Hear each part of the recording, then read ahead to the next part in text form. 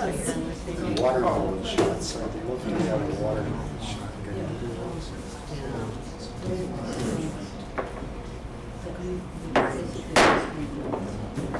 Okay, good afternoon. I will call the meeting of the McHenry County Zoning Board of Appeals to order.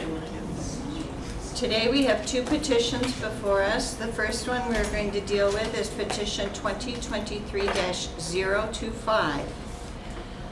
The applicant is Wildcat Solar One LLC. The request is a conditional use permit to allow for a commercial solar energy facility. The address is on North Fleming Road, Woodstock, Illinois. The property consists of roughly 43 acres and is located on the west side of North Fleming Road, roughly 1/2 mile south of the intersection of Illinois Route 120 and North Fleming Road in Greenwood Township. The PIN number for this petition is 08-34-400-008. The petition has been reviewed and the following items have been reviewed prior to today's scheduled hearing. The publisher's certificate of publication from a newspaper is dated May 30th, 2023 and thereby meets ordinance requirements. The affidavit of posting was signed and the date posted was May 23, 2023 and thereby meets ordinance requirements. Affidavit of mailing was signed and date mailed was May 26, 2023 and thereby meets ordinance requirements.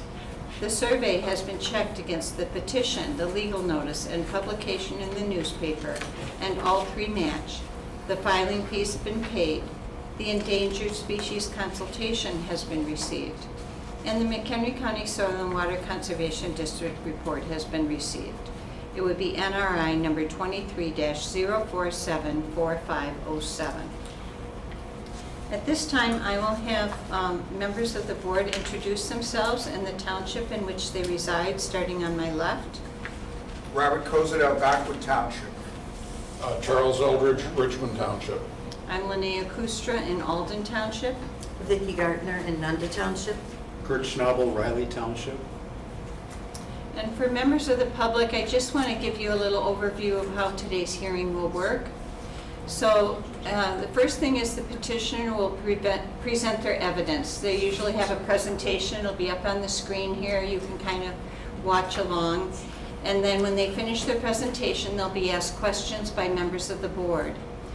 After that's done, then the staff is free to ask them questions. After that time, then if any of you would like to ask a question of their testimony regarding this petition, you come up to the microphone here on my right, introduce yourself with your name and your address, and then you'll have 3 minutes to ask your questions. At the end of that time, after all the questions have been done, then we will receive the report from staff, and then the board can ask them questions. At the end of that, when all that is done, then if you'd like to make a comment regarding the solar petition, you can come back up and you'll have 3 minutes to do that. Before we start the hearing though, I just want to remind everybody, I'm going to turn it over to Kim again from staff. We had done a lot of work in this county on setting up requirements for solar farms. And then the state in January passed a new law that kind of has handcuffed us to what we used to do, and so we're under new guidelines. So I'm going to let Kim kind of fill you in on that. Yes, thank you. So as she mentioned, January 27th of this year, the state did pass new laws for siting of solar facilities that requires the county to approve these requests as long as they meet their minimum standards that they have outlined.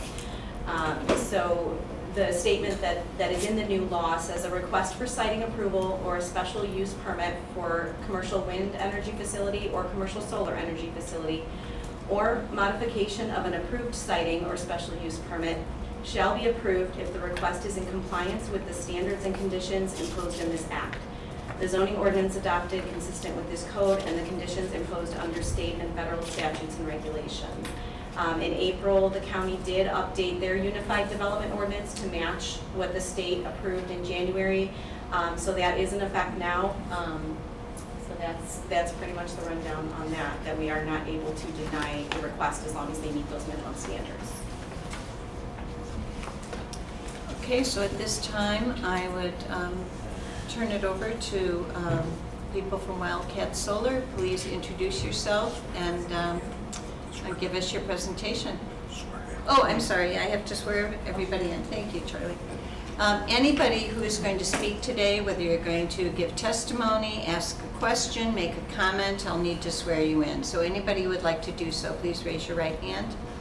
Do you solemnly affirm that the testimony you give shall be the truth, the whole truth, and nothing but the truth? I do. Okay, now I'll turn it over to Wildcat Solar. Thank you. My name is Nikki Miller. I am from New Energy Equity, an elite company. We're based out of Annapolis, Maryland. Can you turn on your microphone? Is Oh. your microphone on? Or else put it closer to you. I want to make sure everyone can hear. Is there? It's not on. Sorry, I don't. There we go. There we go. Okay. This meeting is being recorded, so if there's there's two board members who can't be here, so that we want to make sure they can hear. For sure. All right. We'll start again. Hi. Good afternoon. My name is Nikki Miller. I'm from New Energy Equity, an elite company that's based out of Maryland, Annapolis. Actually, my office is headquartered in Roseville, Minnesota. And we're here today along with our landowner, Steve Avang, to put in a request for a special use or conditional use permit to construct a 5 megawatt community solar garden in McHenry County. I don't have a presentation per se. I believe the zoning application is going to be on the screen. As you can see here, that the subject property lays on North Fleming Road, and we're roughly 40 acres of land, and we are required, we follow all of the county setbacks and requirements along with the state. As you mentioned, the Illinois Public Act was recently passed this January with new requirements, so we are our intent is to adhere to those as well.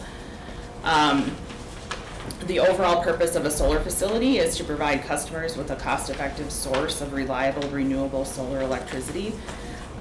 We do this by, it's a feasible, quick construction and easy to operate while providing the local utility and its customers with the cost-effective, cleaner alternative. Our preference is to provide solar, or to provide the benefit to the community, so local businesses and residents that have utility through Commonwealth Edison are allowed or are able to subscribe to the garden and have a discount on their energy bill when it's all said and done.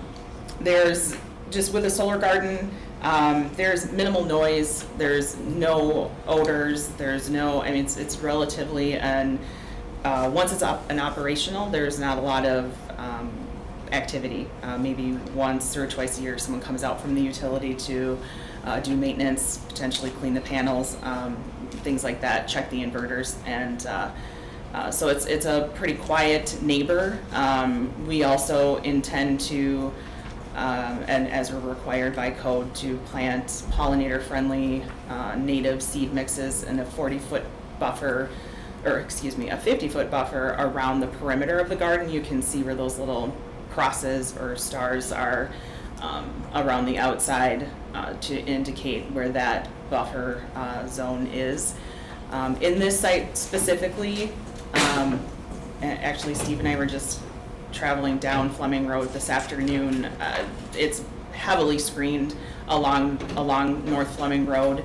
There might be a pocket of not as screened at the top northeast corner where we're going to put the driveway, or there's an existing driveway. That's where we'll hook in the access road. We're prepared to meet any screening requirements to maintain that scenic viewscape that we understand is really important to the community. So, you know, we're happy to take direction on that. But for the rest of the road, you really can't see. You can't see into the field at this point. But again, we are open to whatever we can do to provide additional screening so that we keep that scenic viewscape. I think that's kind of that's just the overview of the garden. I'm certainly happy to answer any questions. I'm looking in your project summary, and I'm looking for the standards that need to be met under our ordinance, and I can't find the ones for 16.53.030. I would just like you to address those, and then we'll go through the approval standards for a conditional use permit and have you address those as well. If you look in the staff report, it would be on page 5. Down near the bottom of the page, it says 16.56.030. Okay. Principal use standards for a commercial solar energy facility. I mean, you don't need to read those all to me, but just in going through those, I want you to just summarize what you will be doing to make sure that you meet all those requirements. You can have a moment just to scan those and just summarize if you'd like to. Okay. It might be in your report and I just haven't seen it. I think we do indicate in the report regarding the EcoCat and the NRI. But I will just say, so we are required to and have already submitted our reports through the EcoCat system with the Illinois Department of Natural Resources. I believe, Thank you. oh, yep, thanks. Yeah, so they did a report, so we had a preliminary report done, and they provided feedback regarding endangered and threatened species, and I believe that there weren't findings, but and with the NRI, the Natural Resources report as well, they set out a list of conditions and will continue to review our project as it moves forward, as we get closer to building and we have civil designs. So we intend to just follow whatever their specifications are in order to conserve any wildlife and stormwater management plans that we'll need to obtain once we're closer to construction.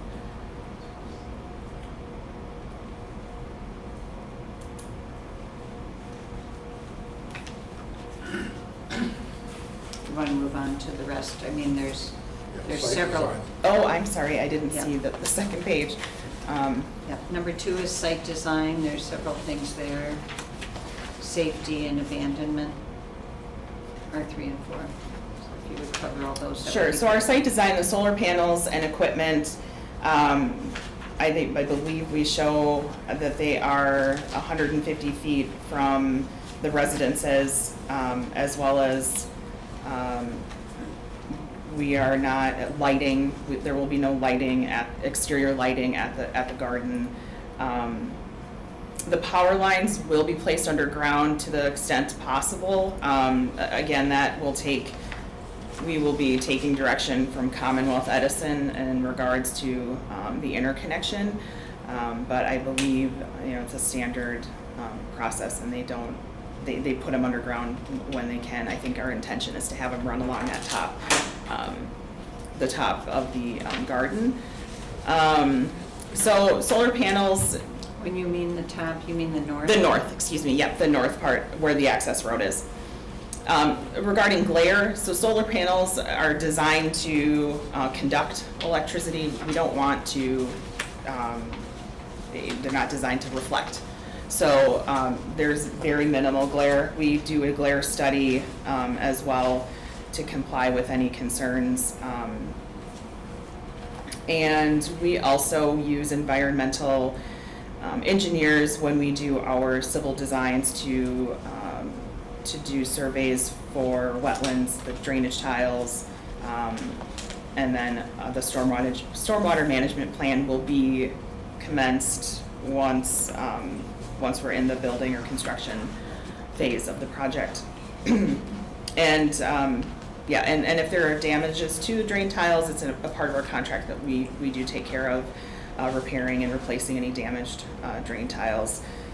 Our solar panels, or the solar garden, is not deemed an impervious development. So the stormwater management or the stormwater runoff is minimal, but we are certainly aware that that's a concern, and we don't want flooding, we don't want to cause flooding. So of course, that will all be addressed with the stormwater management plan. The fencing is in compliance with the electrical code. We are going to be using, proposing to use a fencing that's allows small mammals to go through the garden. That was something that we're working with the conservation group on to allow for passage through the field. And again, the siting plan shows the 500 feet from non-participating residences that we would be screening with existing vegetation or new vegetation. I believe this garden does not require additional screening. I think that it showed on the site plan that we're outside of that 500 feet buffer. The landscaping and maintenance of the garden.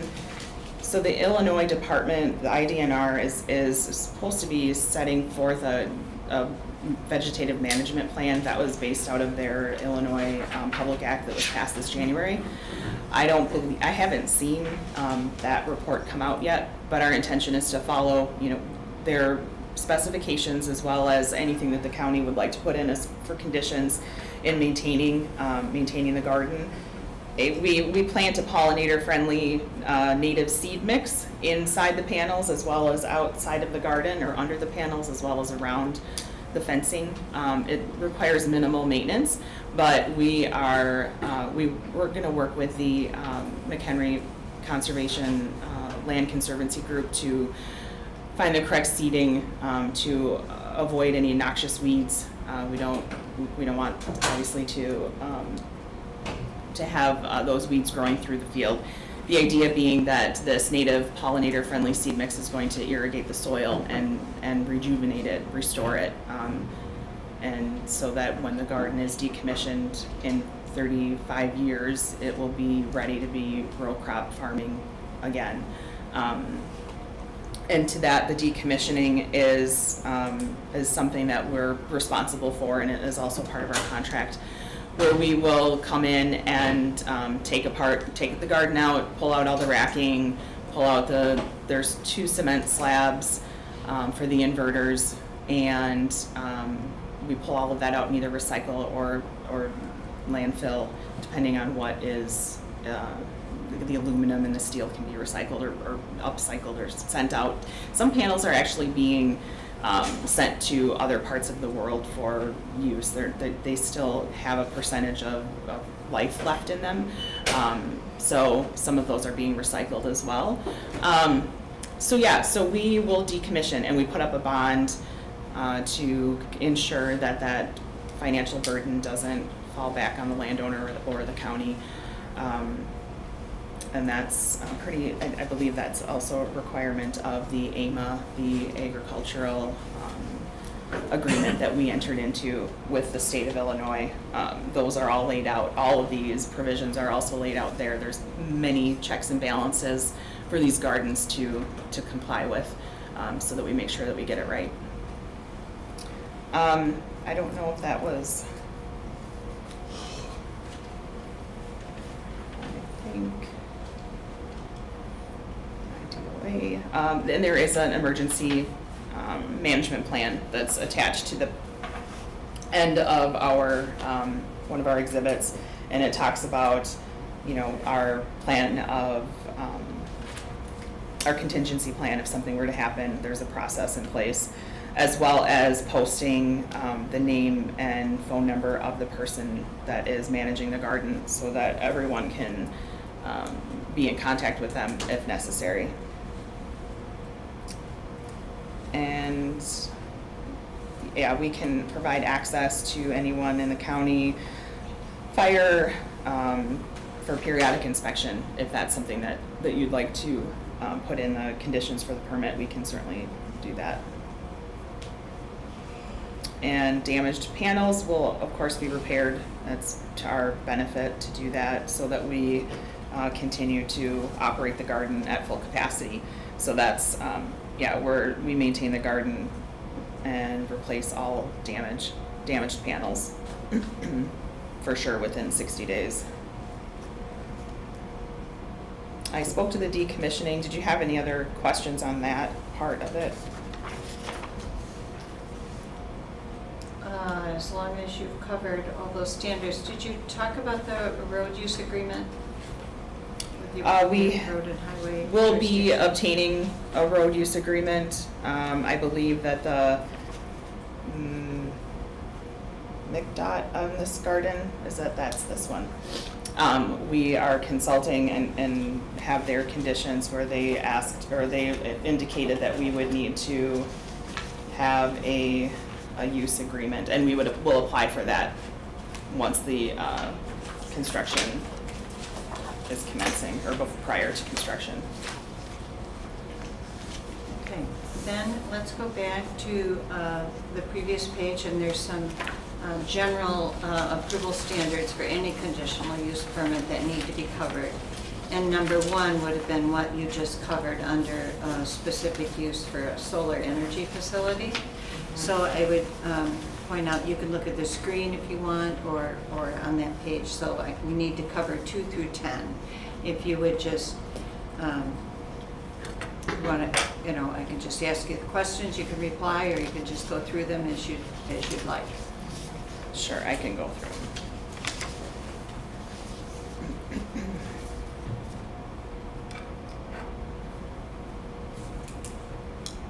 Okay, so the site is situated and considered open space that complies with the existing and planned future development of the area. The conditional use permit is not an endangerment to public health, safety, morals, comfort, or general welfare, as we talked about. It doesn't emit any odor, sound, and it's not a hazardous material.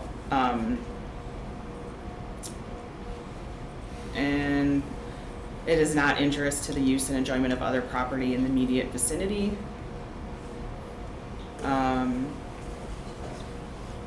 And studies have shown gardens of this size do not negatively impact the property values of neighboring homes. Sometimes with larger gardens, I think that might be an issue, but not with the size that we are constructing. And yes, the utilities, access road, drainage, and other facilities are absolutely being provided. We'll be using an existing driveway. We'll be putting in the access road. There is no water or utilities required aside from what we're putting in. But obviously we'll be providing that and actually upgrading the utility lines from single to 3-phase on North Fleming Road.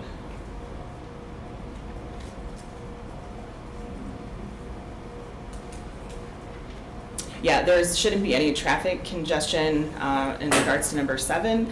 There's maybe 15 to 20 light-duty construction vehicles that will be on site for roughly 3 to 6 months, depending on how long it takes for construction. And like I said, maybe 1 vehicle, 1 to 2 a year to maintain maintenance. But again, we are working with McDOT in the driveway application for the road use application and using the existing driveway. And we are conforming to all regulations of the zoning district in McHenry County. And reasonably in the interest of public welfare, I guess we talked about it providing clean energy and cost savings in utility bills for subscribers. And yes, we will be taking adequate measures to provide protection for groundwater recharge and groundwater quality. We, like I said, we're an impervious development, so the groundwater shouldn't be shouldn't be a concern. But again, we take direction from the Stormwater Management Department and Soil Water Conservation District.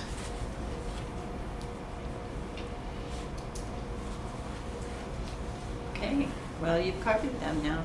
I think so. Okay, all right, thank you. Yeah. So we'll start with questions, am I right? Sure. Mr. Schnabel?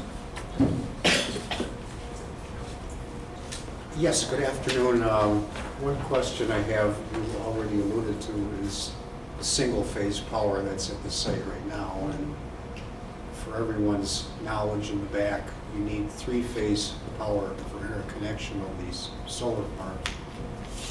Am I correct in guessing that that's up at Route 120, a half mile to the north? That The three-phase power that's currently going to be interconnected to. Yes, I believe so. I'm not 100% sure. We have to hear from Commonwealth Edison where they're going to connect. But yes, if it's a three-phase line, I would assume that is where it will hook in. And I'm curious, how does that work exactly with ComEd? Do you just call them and ask for a quote to run three-phase power a half a mile away or wherever it is? Yeah, I mean, kind of.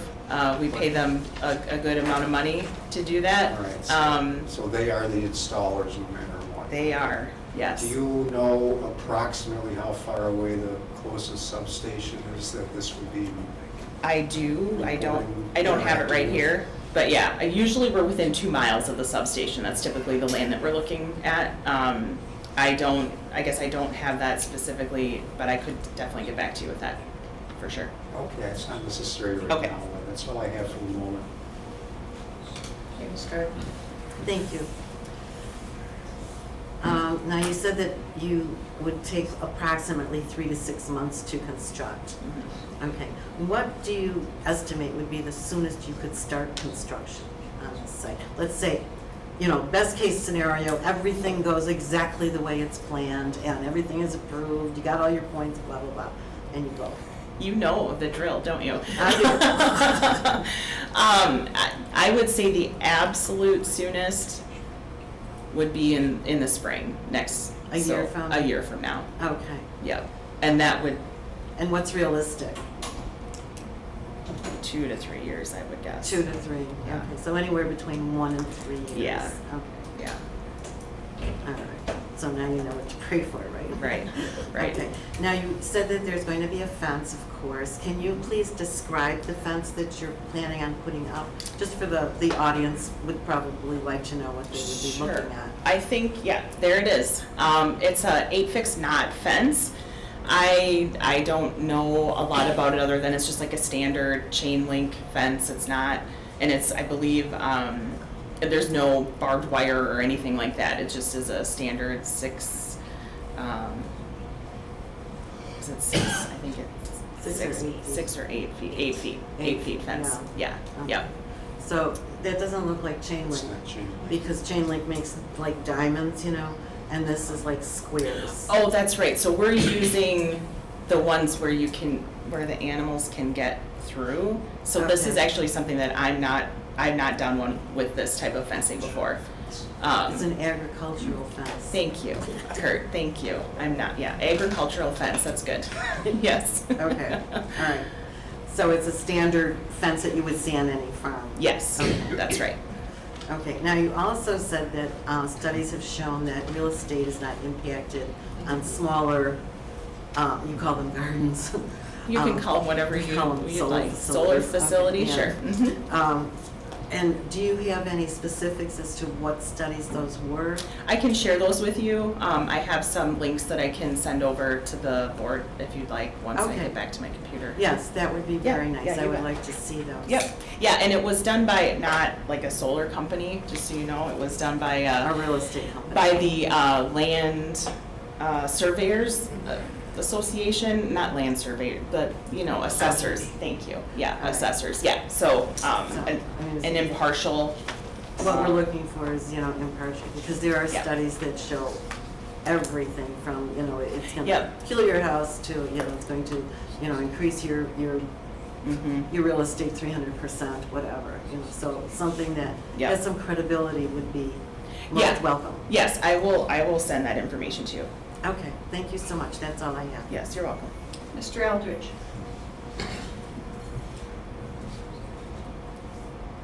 Thank you, Chairman. The access road is along the north boundary or close to the north boundary of the property, is that correct?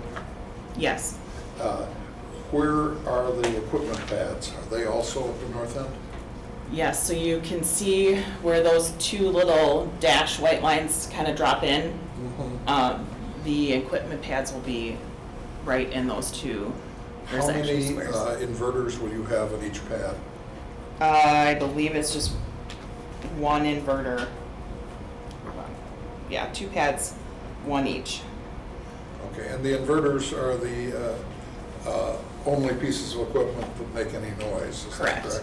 Correct. And how would you describe the noise that the inverter makes? I mean, it's a low hum, maybe. It's not constant. It's only when they're changing energy, right? When it's converting energy.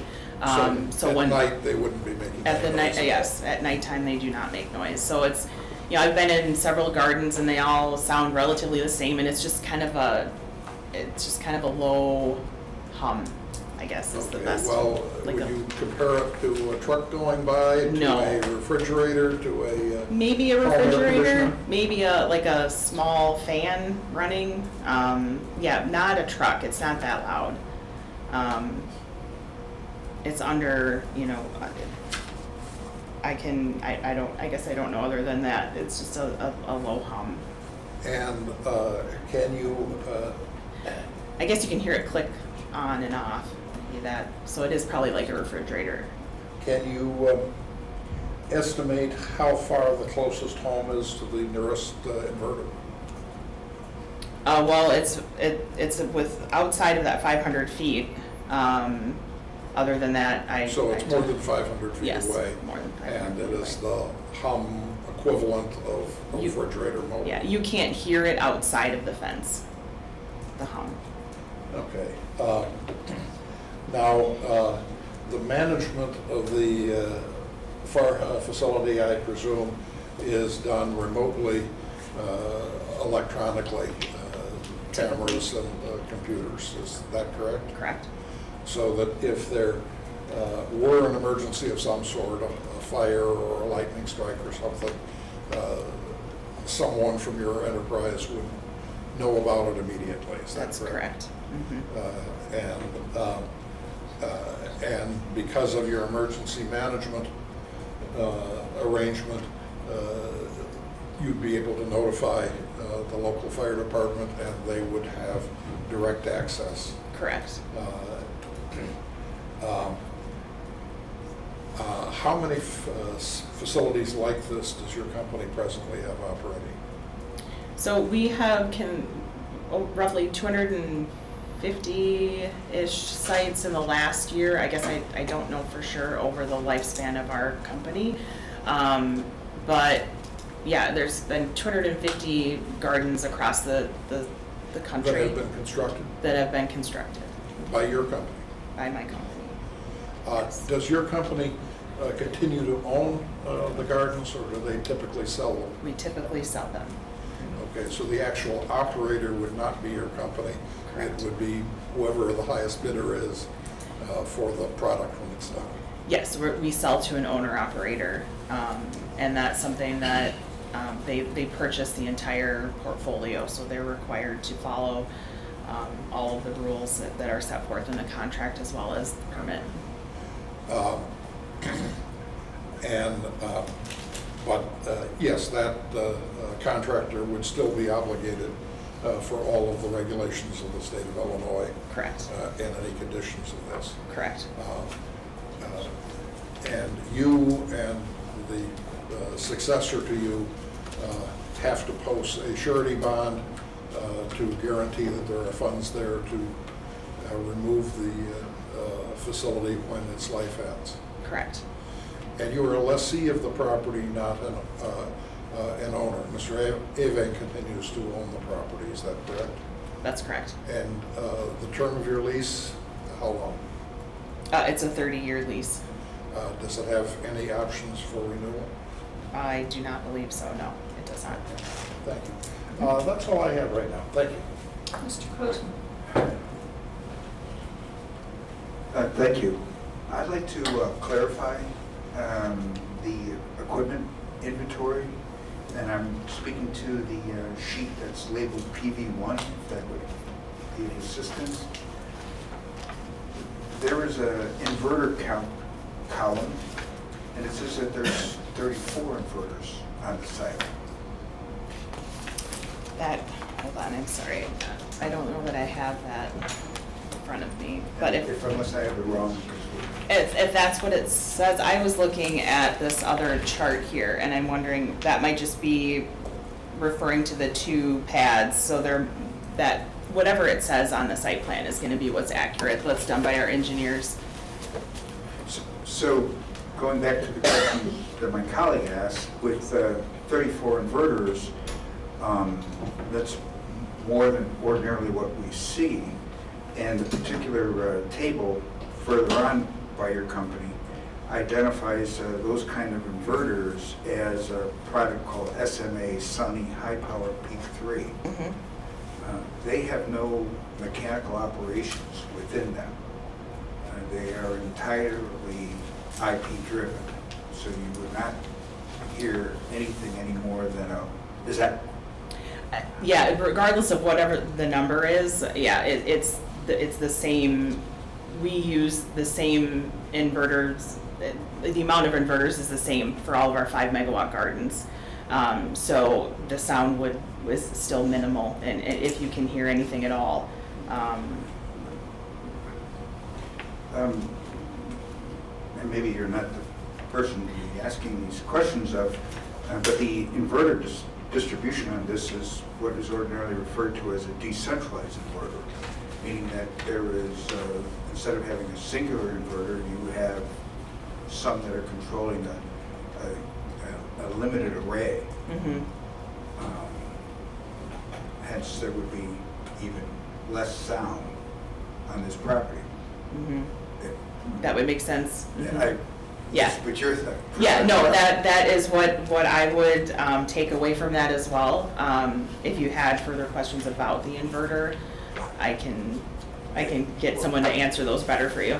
Well, just that they have no Right. sound as opposed to the more centralized system.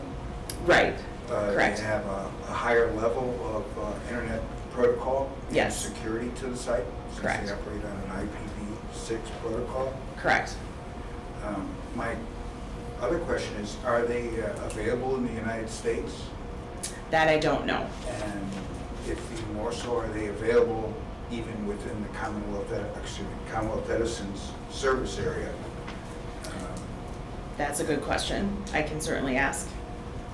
I'm not, yeah, with our, we try to buy our materials as much as we can within the United States. Of course, that doesn't always happen. Yeah, but yeah, something to look into. The other thing is the question concerning the substation. Yes. There's a Commonwealth Edison substation off of, to the east of Chatham Lane, east of Greenwood Road on the south side. Okay. I believe that's the substation that you're going to, but if you could confirm Yep, I can that point. confirm that, yes. Are you presently offering a subscription service for community solar or gardens in Illinois?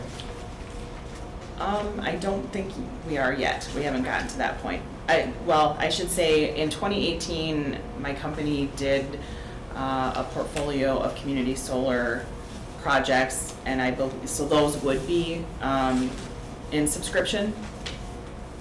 But I'm not sure what. Usually they use a company called Arcadia, and they do subscriptions. They maintain the subscriptions for the garden.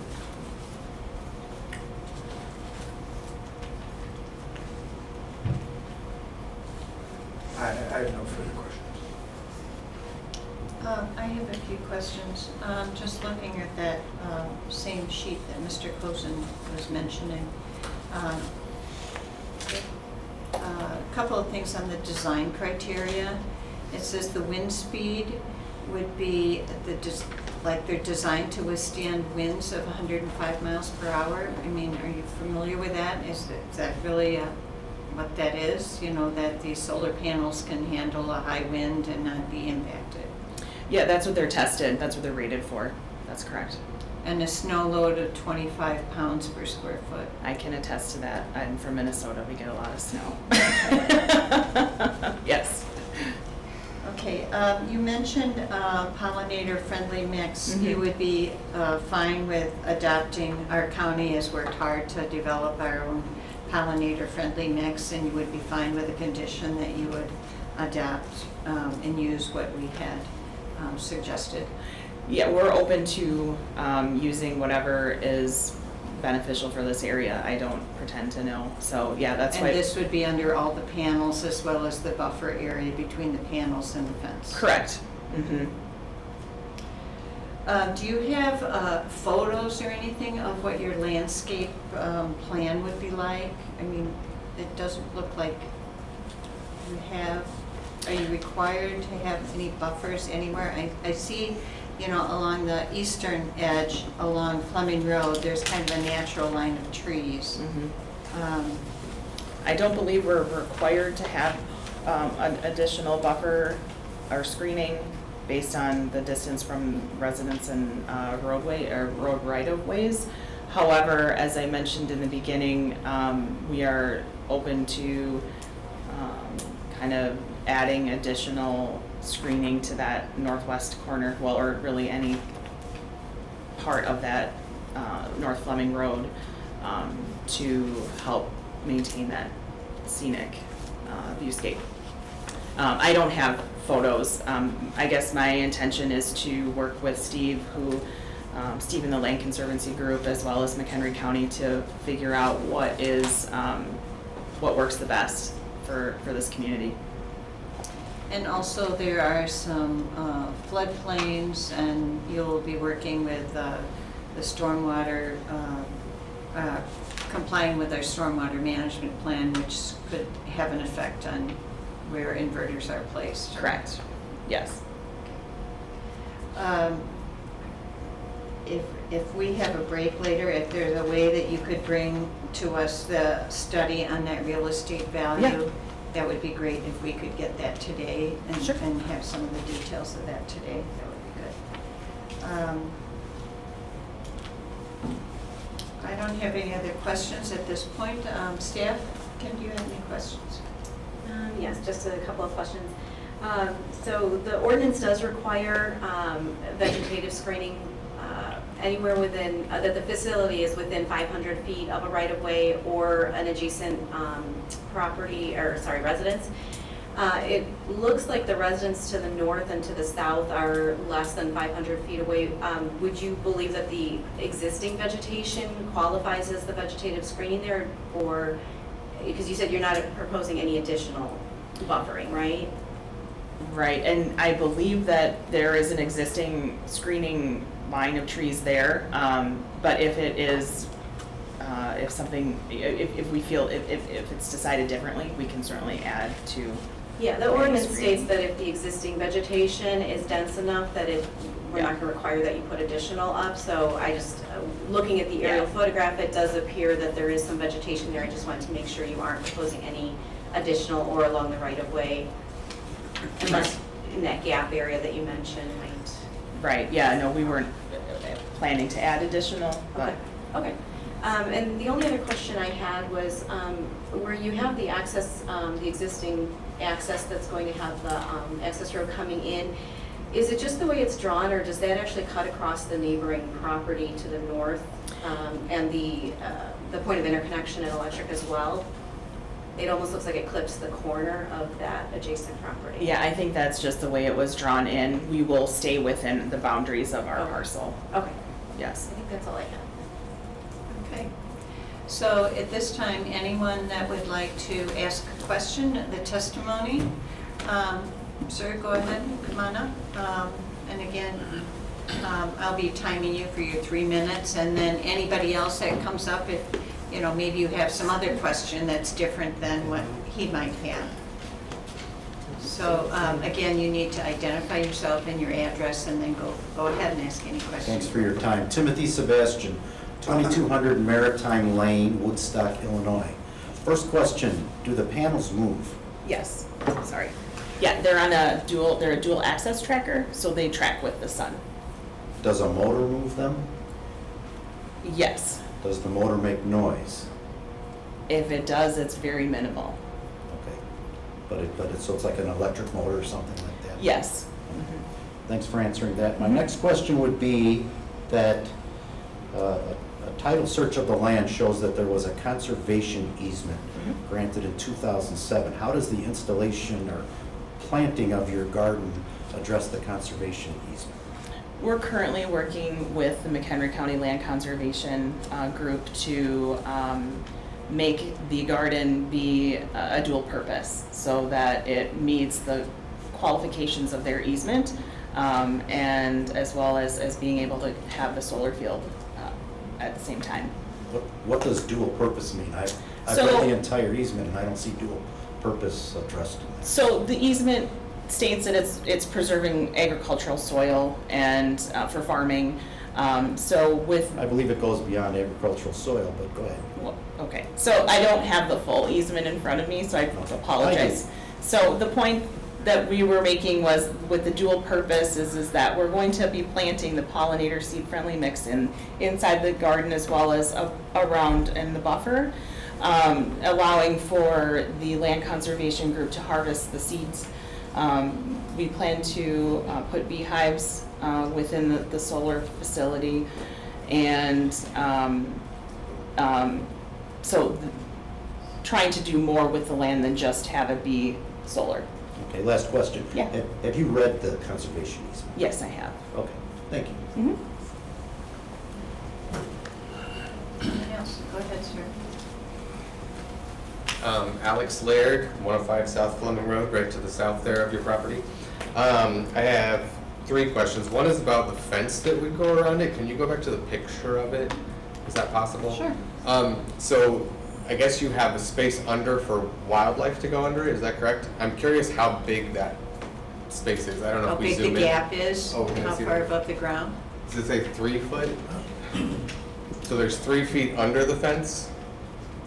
I for believe that's, wildlife to go under? I believe that's what it is indicating. It's supposed to be for small mammals to travel through. My concern would that be then, that my son is also a small mammal that could probably fit under that, and then it seems contradictory to the fence then, so. Are you sure that's 3 feet? That I don't seems awfully think, high. so That seems really- I don't think okay. 3 feet, I'd have to look, I think let me, that's the depth of the post. Oh, that's the depth, okay. Okay. So I would just like to know what the space is sure, I can find out. that's going Yeah. to go Mhm. under that.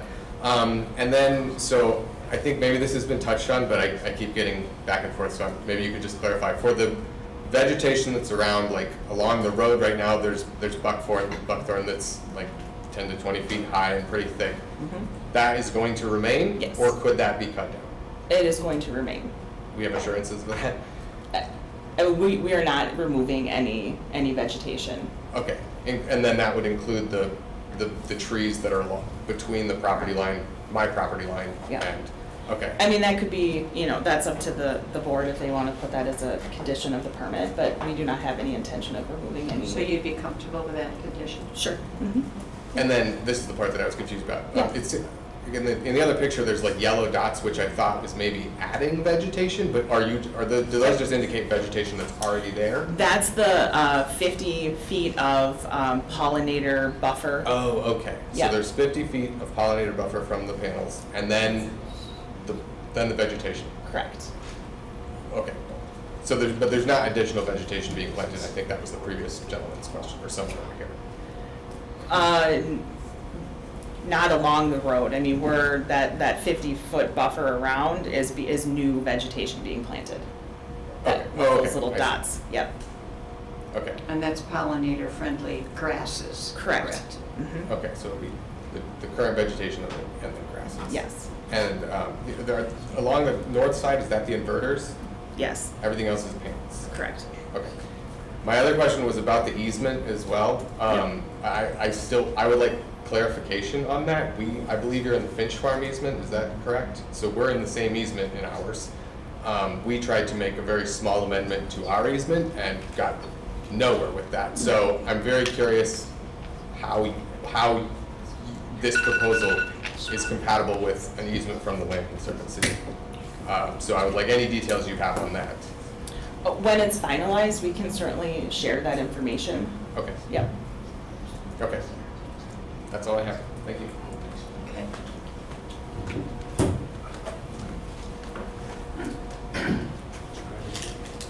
Hi, I'm Alicia Londos. I live at 10016 Bull Valley Road.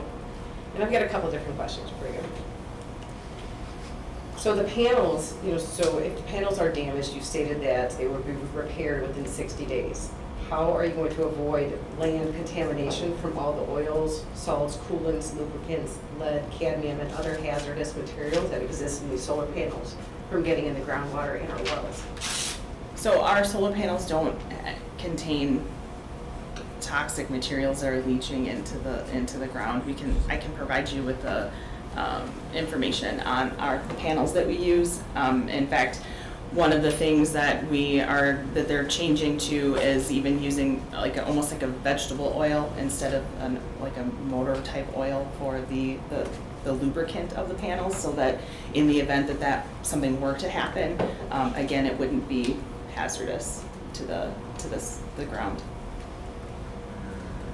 Right, I don't know what section it was in, but it was an E5. You were stating that the conditional use should not diminish the property value of our homes.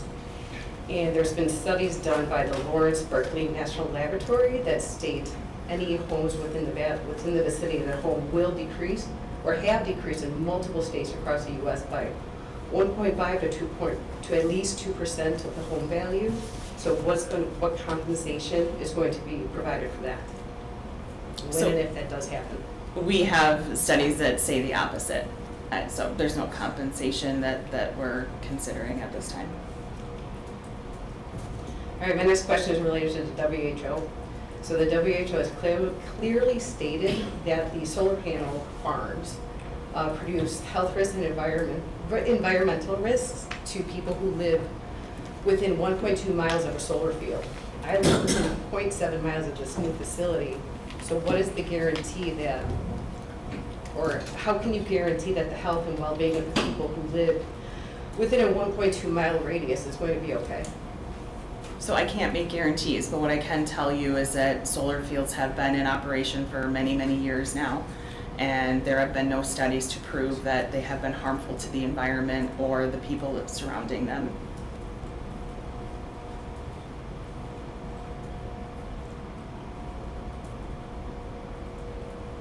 But then I guess my last question is, you're stating that the facility is going to be built for just 35 years.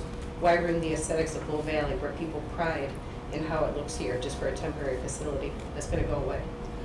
Sure. So one of the things that we're looking at, especially with this site being in the Land Conservancy easement area, and I've talked at length with Steve and the executive director at the group, is that the garden's going to be around for 35 years. The farm itself has been in operation and farming for 100+ years.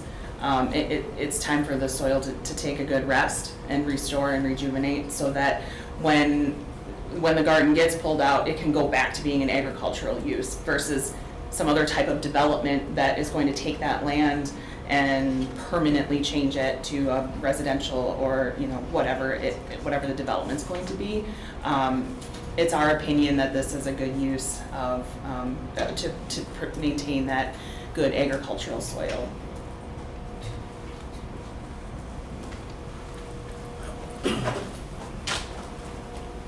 Nick You could Hall. turn that up if you want. Sorry. Nick Hall. I'm 110 North Bull Valley. 110 North Fleming in Bull Valley. I'm directly across the street, south of that big barn that you see. And she touched a little bit on it. My question was that you said gardens of this size do not affect property value, and you have studies that show it. I was curious of the studies that show it. My profession is I'm a real estate agent, and I know that like even power lines can have a 10% to 15% reduction in purchase price.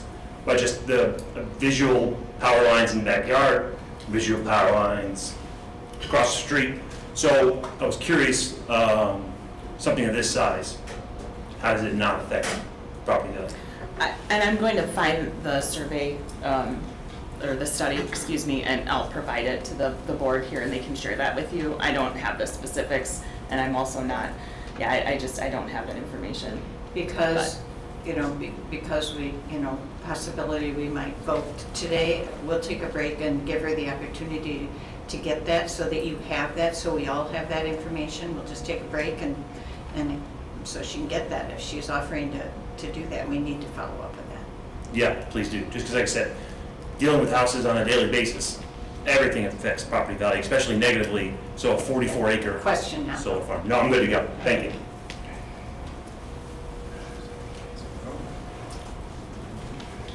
Good afternoon, my name is Hank Sabursky, 710 South Fleming Road, Bull Valley. A few questions. Number one, what is the frequency range of the EMR that's emanated from the solar panels? I do not know. We have 250 of these around the country. Do you know what EMR is? Yeah, the electromagnetic or Radiation. radiation? Correct. I don't know. Does anybody know, do you have any studies that can tell us what different atmospheric conditions and how they can affect the noise temperature coming off the solar panels? I do not have that information. If we should have a coronal mass ejection, which happen on a daily basis, which affect electric grids and solar grids, what is your plan? Do you have a plan to mitigate it? I'm not aware of that and I do not know of a plan, but I could certainly take it back to our team and see if they've had any experience with it. Okay. Are you aware of what can happen to a solar farm or garden in the event of a solar U, spelled EWE? No, I am not.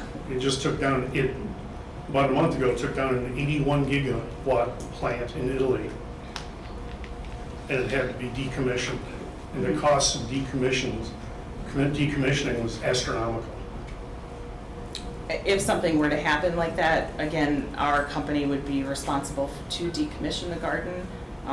For the 30 years that my company's been in business and for the last 15 years doing community solar, we've not had any issues regards to either of those problems. So I honestly can't say. Does your company have anybody who's more knowledgeable that could come and make a presentation to the McHenry County Board and the citizens of Bull Valley? If the board requests it, sure, we can do that. I believe if the board is going to vote and make a decision, I believe they need to be well informed.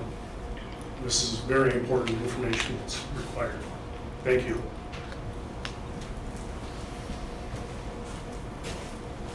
You can tip that, yeah.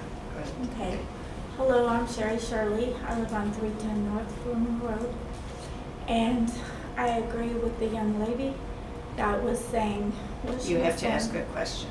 Yeah, well, I will go there.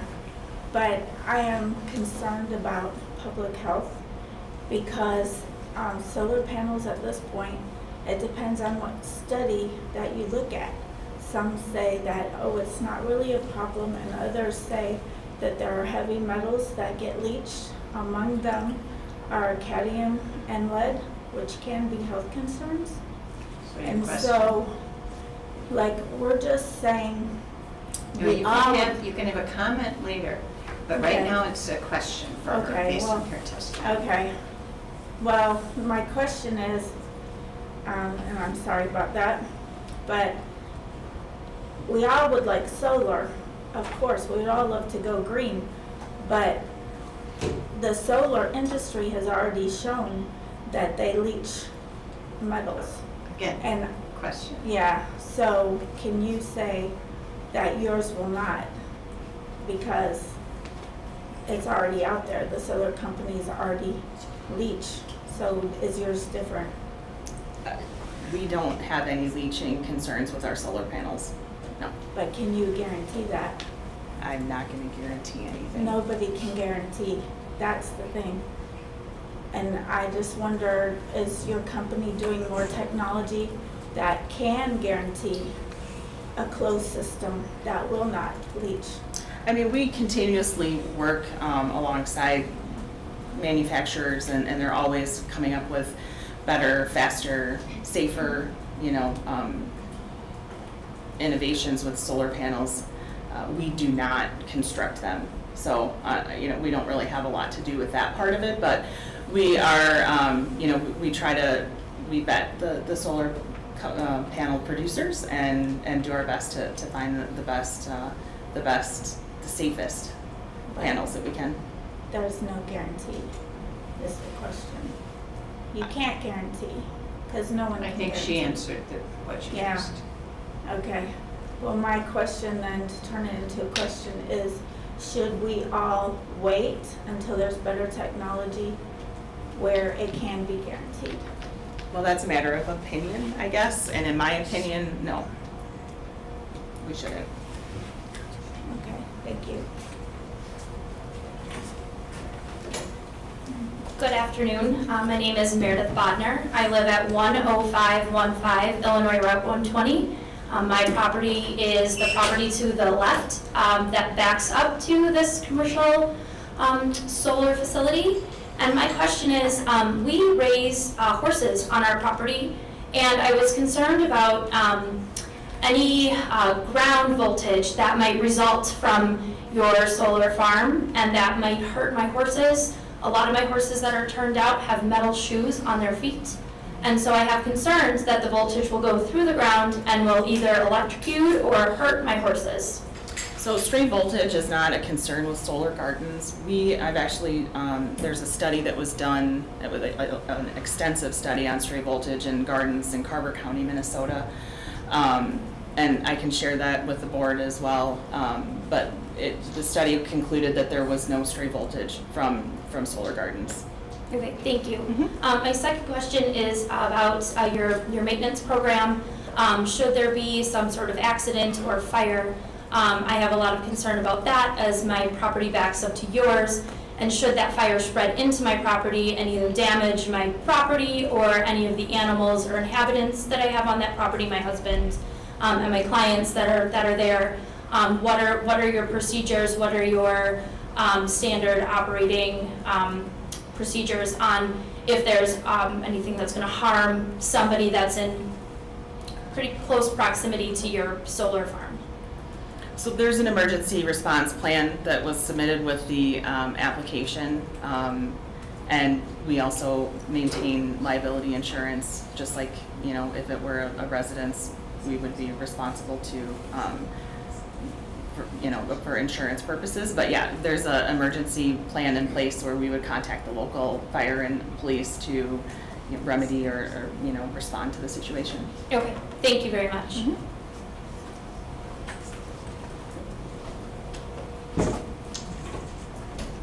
Hello, my name's Jim DiNiccolo, 2310 North Greenwood Road. I already have solar panels on my house. I'm concerned that we're not getting enough information here on specifics. And it's very important to know exactly what kind of equipment is going to be used and which manufacturer it's going to be. It's a company in China called BYD. So you have a question for her? Yes, my question is, you haven't answered the question sufficiently enough for me personally to believe that we will not have serious problems in the future. I don't know why you don't know what the inverter sound is, nor the decibel level on the panels. And tracking panels are a real pain in the butt sometimes, and same thing with inverters. You have to have a question now, The sir. question is, why aren't you answering the questions? That's what the question is. I have not had proper answers to proper questions. So you say whatever you want.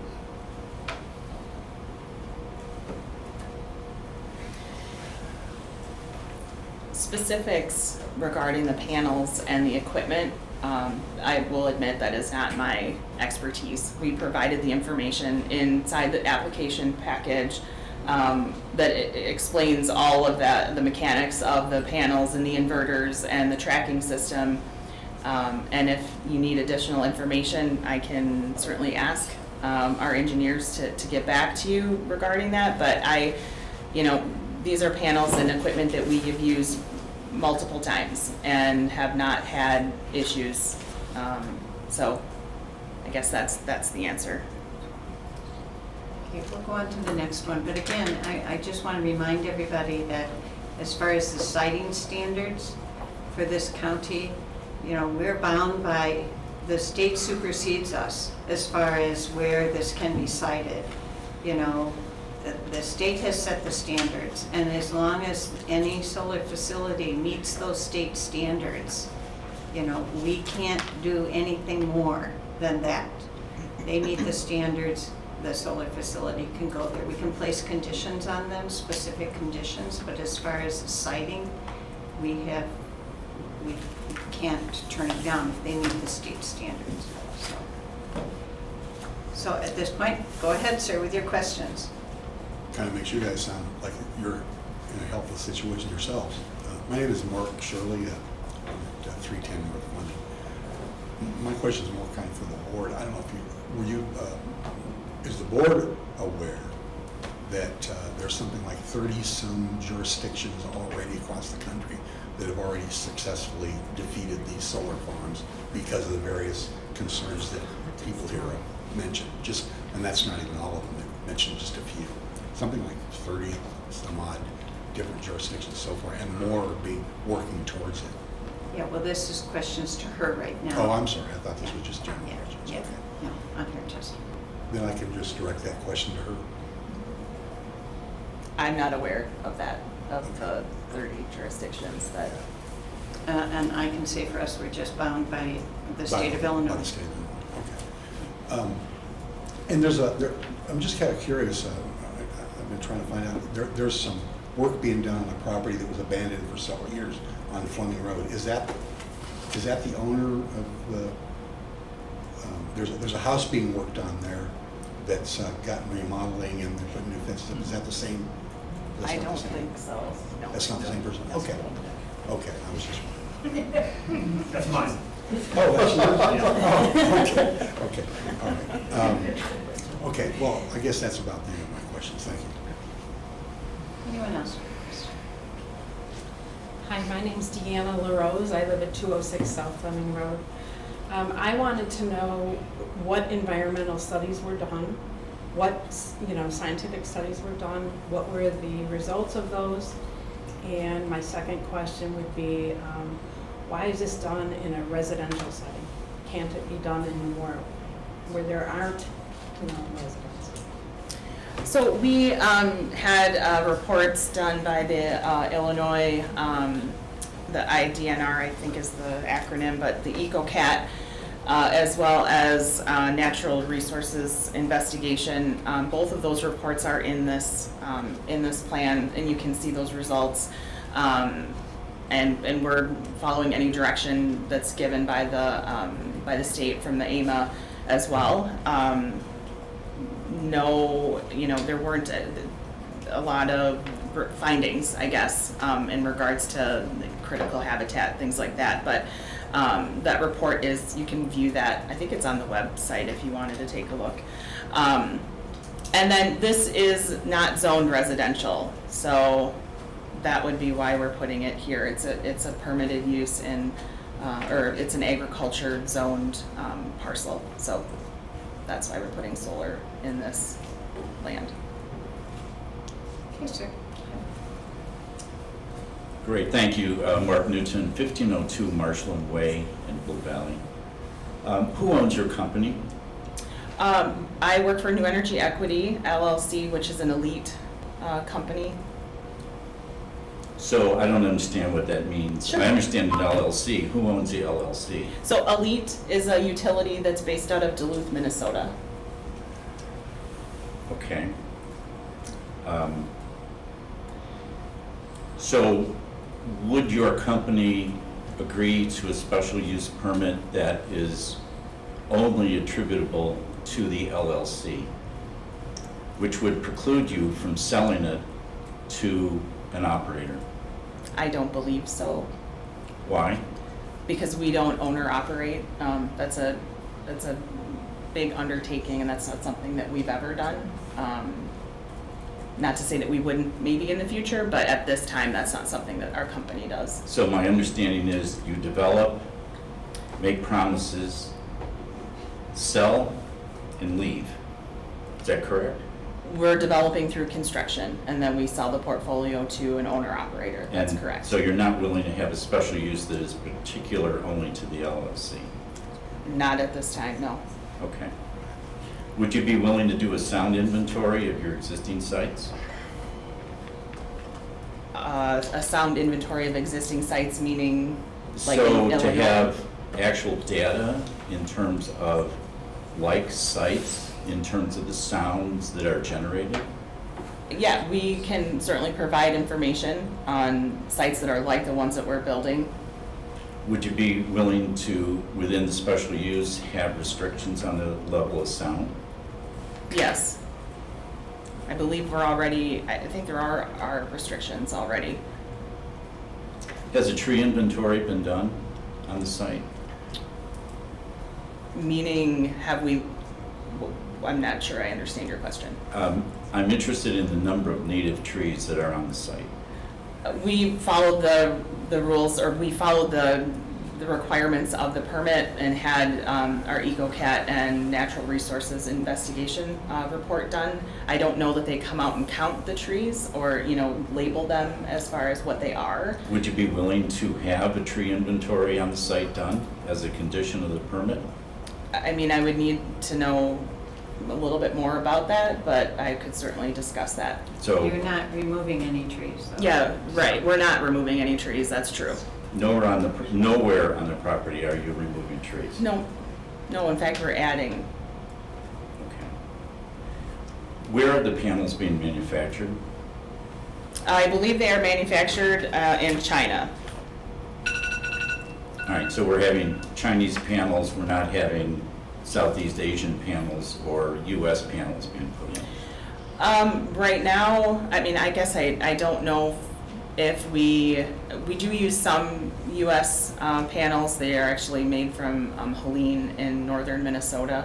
But I believe this group of panels was was purchased from China. Would you be willing to Your stick? time is up, sir.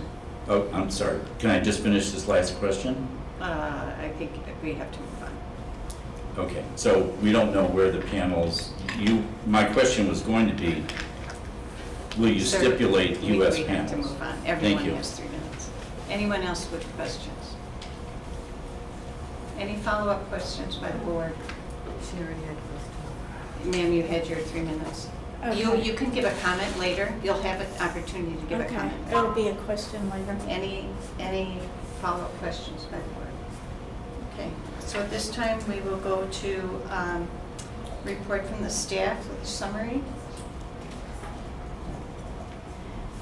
Okay, so as we mentioned, the property is zoned A1 Agriculture District.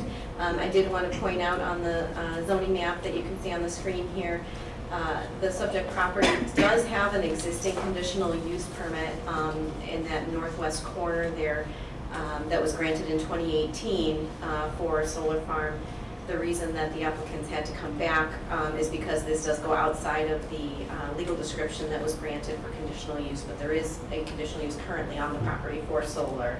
And the surrounding area is also zoned agricultural. The surrounding land use, so the subject property is designated for agriculture. There are the residential uses that were identified during testimony, and the vegetative screening was addressed as far as being able to buffer those areas from the proposed solar farm. Future land use designation does classify for open space, which solar farms have been included as considered open space. Surrounding future land use designations are mostly residential with some agriculture as well. And then if it So all I did, this is the approval from the previous application in 2018 to show where the panels were previously proposed. I know there were concerns about emergency management. It was mentioned that there is an emergency management plan. During the permitting process, that will be submitted to the local fire district, and they will respond with any specific conditions that they have. It is the applicant's responsibility to train the fire district personnel so that they're familiar with the equipment and access to the site. So that should hopefully address any concerns with that. I don't believe I have any other statements at this time. Do any members of the board have questions for Kim? I have a few questions. Kim, so this conservation easement with the Land Conservancy, are you familiar with that on this property? I actually wasn't aware of it until yesterday, but I do understand that the applicant has had conversations with the Land Conservancy in the last day or two, specifically to work around that, yes. And also this other solar farm that was approved earlier, that had gone through all the staff plat review and everything, so that had gone through our old ordinance, which was much more restrictive and met all those requirements and was passed by the county board. Yes, correct. And this petition, if approved, then they will have to go through, in order to get their building permit, they will have to go through all those same steps as the old application had to do. It'll just be after approval, but they won't be able to get their building permit until they handle stormwater and all those other issues. Right, they will not be required to go to the staff plat review committee because that process has been kind of eliminated because of the new state laws, but yes, they will have to go through all the stormwater permitting and all the same regulations for permitting. May I ask a question? Sure. In your opinion, Kim, has this application met the state standards? I do believe it has. Thank you. Okay, so at this time, now's your chance. If you have 3 minutes and you would like to make a statement regarding this petition, now's your opportunity. And again, 3 minutes. Okay. Lisa Hatterline, would have said something under questions, but I didn't have a question. I just wanted to be, for the board and for the public's, clarity. I'm Lisa Hatterline, Executive Director of Land Conservancy of McHenry County. I reside at 904 North Jefferson Street in Harvard, and just wanted to, for clarity's sake, say that we are aware of the proposal. There is a permanent agricultural conservation easement on the property. This will apply to the next petition as well, and we've talked with the petitioners about the need to, they would need to amend the conservation easement in order for a solar farm or solar garden, whatever it's called, to be placed on the property, because currently, under the current terms of the conservation easement, it would not be compatible with those, with the easement requirements. May I answer a question? Yeah, go ahead. Lisa, just for clarity, Yeah. your organization is the organization that holds the conservation easement? Yes, we. So you are the counterparty to negotiate with them Yes. as to whether there Yes. should be an adjustment Yes, or not? exactly. Thank you. Yeah, I just wanted that to be clear. thanks. Hello, Sherry Shirley again, 310 North Blooming Road, Woodstock. So I was just saying it can be a question, but I can make it a comment. But I think we should try to get USA panels if we do this project.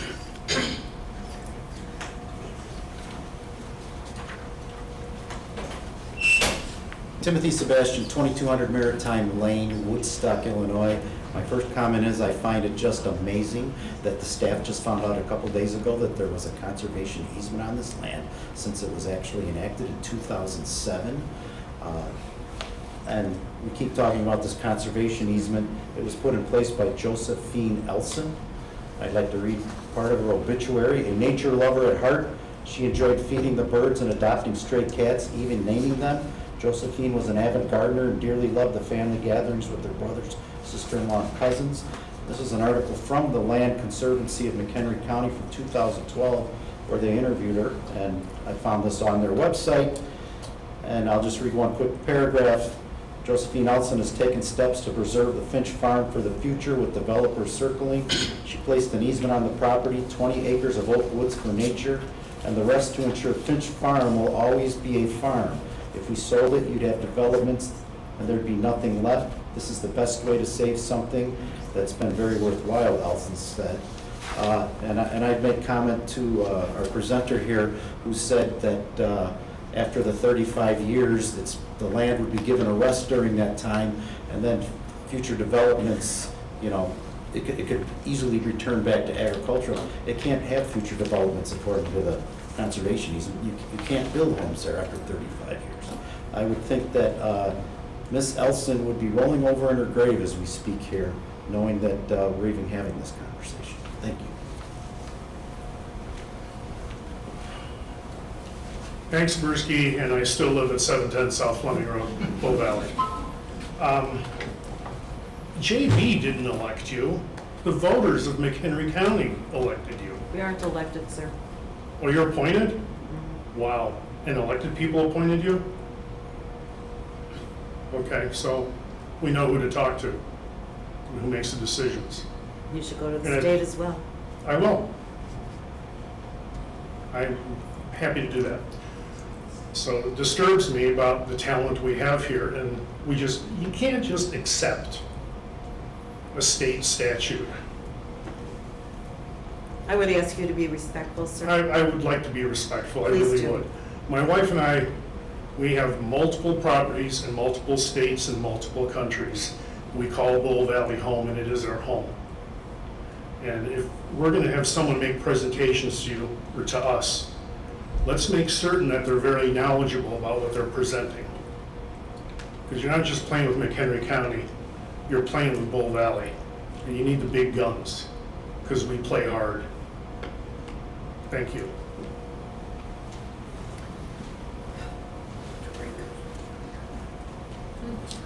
Good afternoon. Emily Baran. I'm president of the Village of Bull Valley. Move this down a little. I realize you're under state constraints. We acknowledge that, but just for the record, want to say that we do not believe this is a good location. I know you can't act on that. Two things I'd like to point out. The tree line that is being looked at as a buffer and will never be removed and will always be there will go away in the winter when the leaves fall off. So if Wildcat and Mr. Agang would take that into consideration and do something about making that buffering of 1,000 feet of frontage on Fleming Road a little more robust, that would be very much appreciated.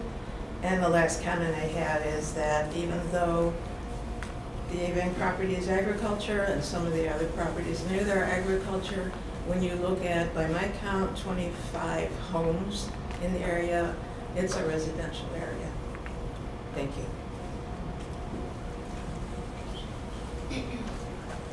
Good afternoon. My name is Meredith Bodner. My husband is helping me here. This is Whitney Bodner. On the map, I come up as Meredith J. Steinhauer, and we live at 10515 Illinois Route 120. We are the property, the lucky property, that is going to be surrounded by this solar panel, commercial solar panel facility. I agree. I do not feel that this proposed project suits this rural area that's primarily used for agriculture, such as farming and raising livestock. I do not consider solar panels agriculture. I consider it technology. I have a lot of concerns about going with this, with having this implemented. I think a lot of us in this room have similar concerns. And a lot of those concerns have to do with, I took some pictures over the years of our views that are off of our back deck. At the top one, you can see our back deck looks over where the solar panels will go to the left of my property. I have beautiful vistas that look back into where the solar panels will go behind my property. And because our land sits a little bit higher than the Finch Farm, there's no amount of screening or anything of that nature that will allow me not to look out and see these solar panels. A lot of my clients that come and enjoy their horses on our property come from the cities and suburbs, and they come to get away from, you know, the concrete jungle, and now we want to build one, you know, all the way around my farm. So that's one of my biggest concerns is for my business, as well as for my enjoyment of living on my farm. I understand and I appreciate that you guys are a little hog-tied right now with, you know, the state's requirements. But if there's any reasonable doubt that you guys can find that this is just not an appropriate thing for Bull Valley, I plan on living on this farm the rest of my life. I'm 36 years old, so hopefully I live till I'm 80, God willing. And if these solar panels are only supposed to be here for 30 years, I guess I take somebody who wants to be a member of the community for a lot longer. Thank you.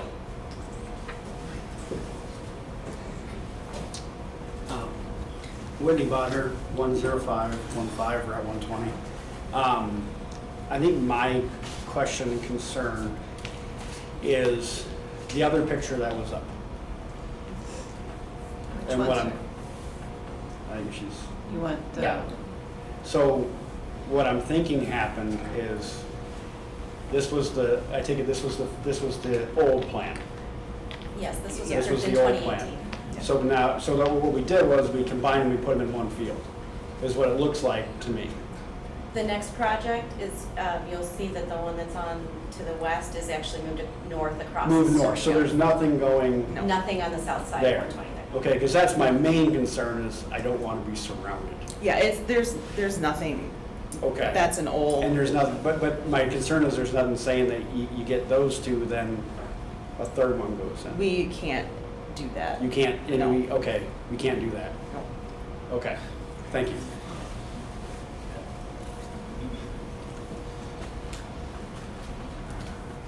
James DiNiccolo, 2310 Greenwood Road. I'm furious. This is absolutely ridiculous. We haven't gotten enough information. We haven't even talked about security. This is a very big project, and if it goes boom, we all got a problem. Now, if we don't know what the inverters are, we don't know what the decibel levels on that, nor the tracking devices that they're going to be using, nor the manufacturers they're going to be using. This is totally inadequate. I was here, and I came here because I'm in favor of solar power. But I do realize the one big thing with solar power, just like nuclear and any other thing that creates energy, if you don't properly install it, if you don't properly maintain it, there's a lot of problems that can happen. And I can't believe this, but I don't think you guys should vote for it. I think you should table it. Get the answers. You haven't gotten the adequate answers. Just a bunch of gobbledygook. That's all I have to say.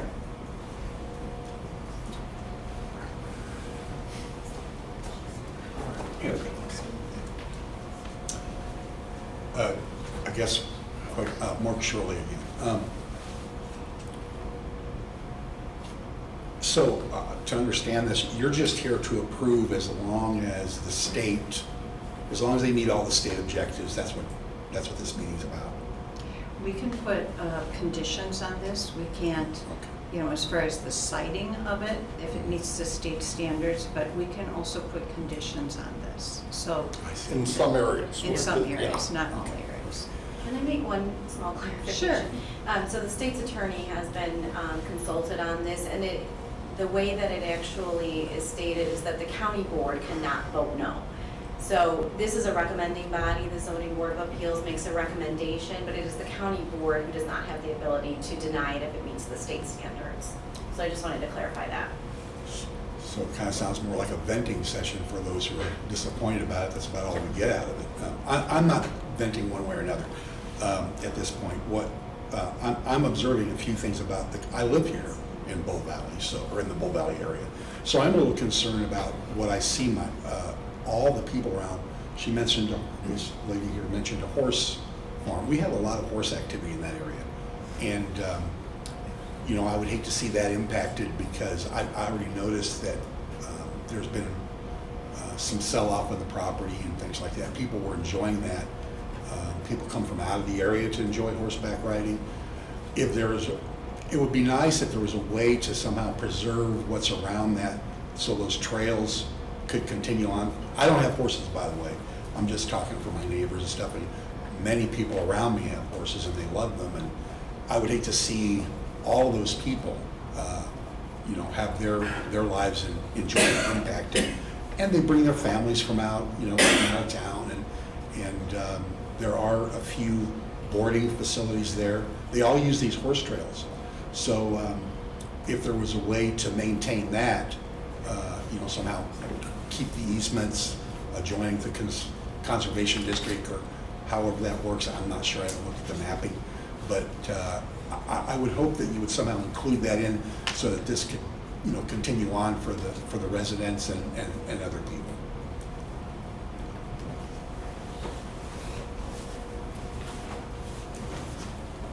Nick Hall, 110 North Fleming in Bull Valley, again, across the street. To touch on what Emily spoke, from about November to April, you can see straight through all those trees. I'm straight across from it. But yeah, you can see all the way to the back. So there's no buffer pretty much at all because all those trees are kind of invasive. I think someone said buckthorn. I cut down about 1,000 of them. But they're just wiry, kind of invasive, almost large weeds. And none of them are really trees or anything of that nature. And come November, like I said, through pretty much most of April, you can see straight through. And I just spent pretty much every dollar I have and about 16 months renovating the farmhouse across the street. So I did that, kind of piggyback on what she said, as my forever home. I grew up in Crystal Lake, was in Naperville. I moved back, had an awesome opportunity to purchase that property, and it's a dream property. So I'm hoping to live there until I die, 81. Maybe add another year. We'll see about that. Yeah. But no, the plan is to be there literally for forever. And I thought it was the coolest thing of all time to look across the street and see another farm. I drove by it a million times.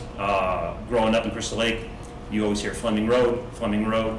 And to see that, and we talk about property value, being a real estate agent, I don't plan on selling it, so I really, doesn't matter to me if my property's worth $1 or it's worth $10 billion.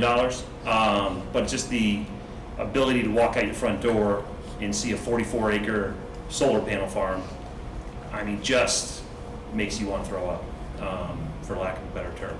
But, so yeah, like I said, and it's something, I spent every nickel I had and every dollar I had to make that the property I love, and I work on it every day. So that's just something to think about. But thank you.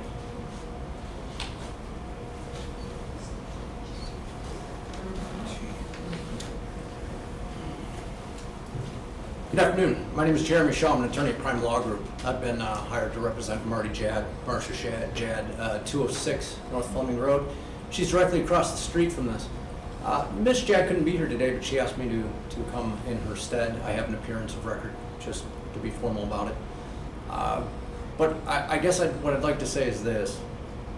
Miss Jad is not in favor of this project, but we've been through the Public Act. We understand the inevitability of the process. I don't envy this board having to put up with the ire of the residents, because it's pretty clear it's not a popular thing to do. However, Ms. Jad had two primary concerns. One was with the location of ingress-egress, which has since been moved since the original plans have been submitted.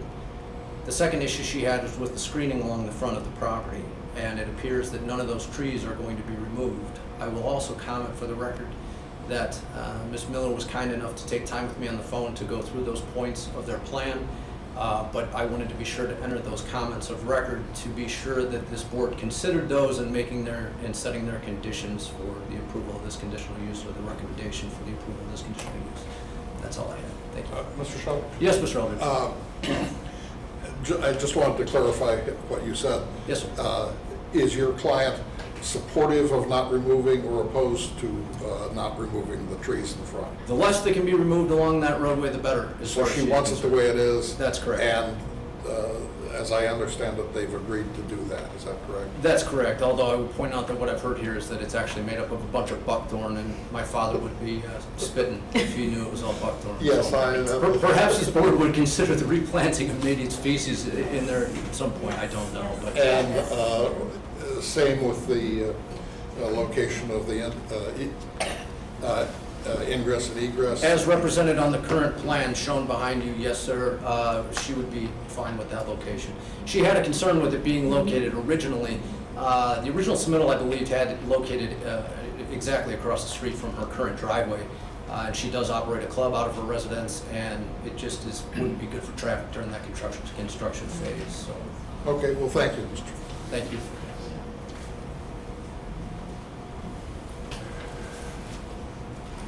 Hi, Alicia Londos, back from 10016 Bull Valley Road.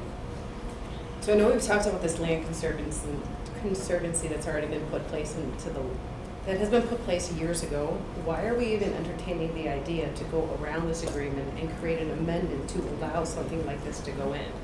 The whole purpose of these is to protect the land so that it's not used for unintended purposes.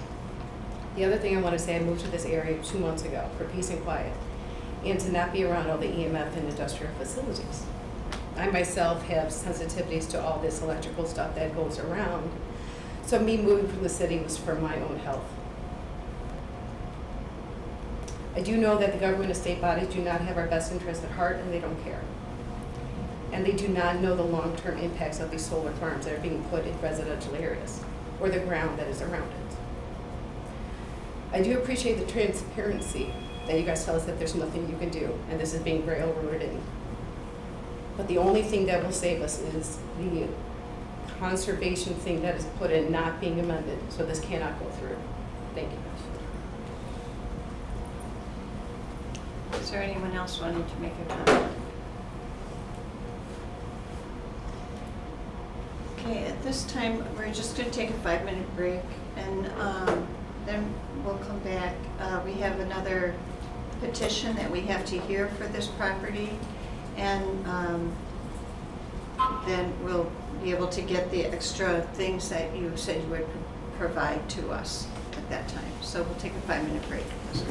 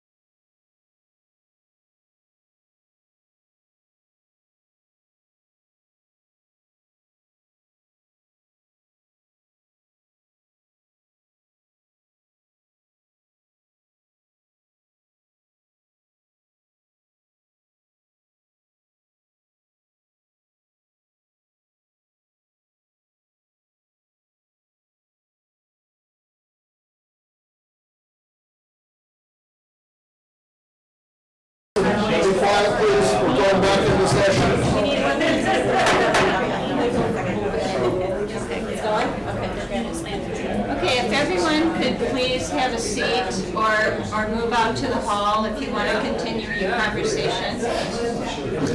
Excuse me, people. We'd like to continue the hearing, so you can either move out in the hall with your conversation or else have a seat.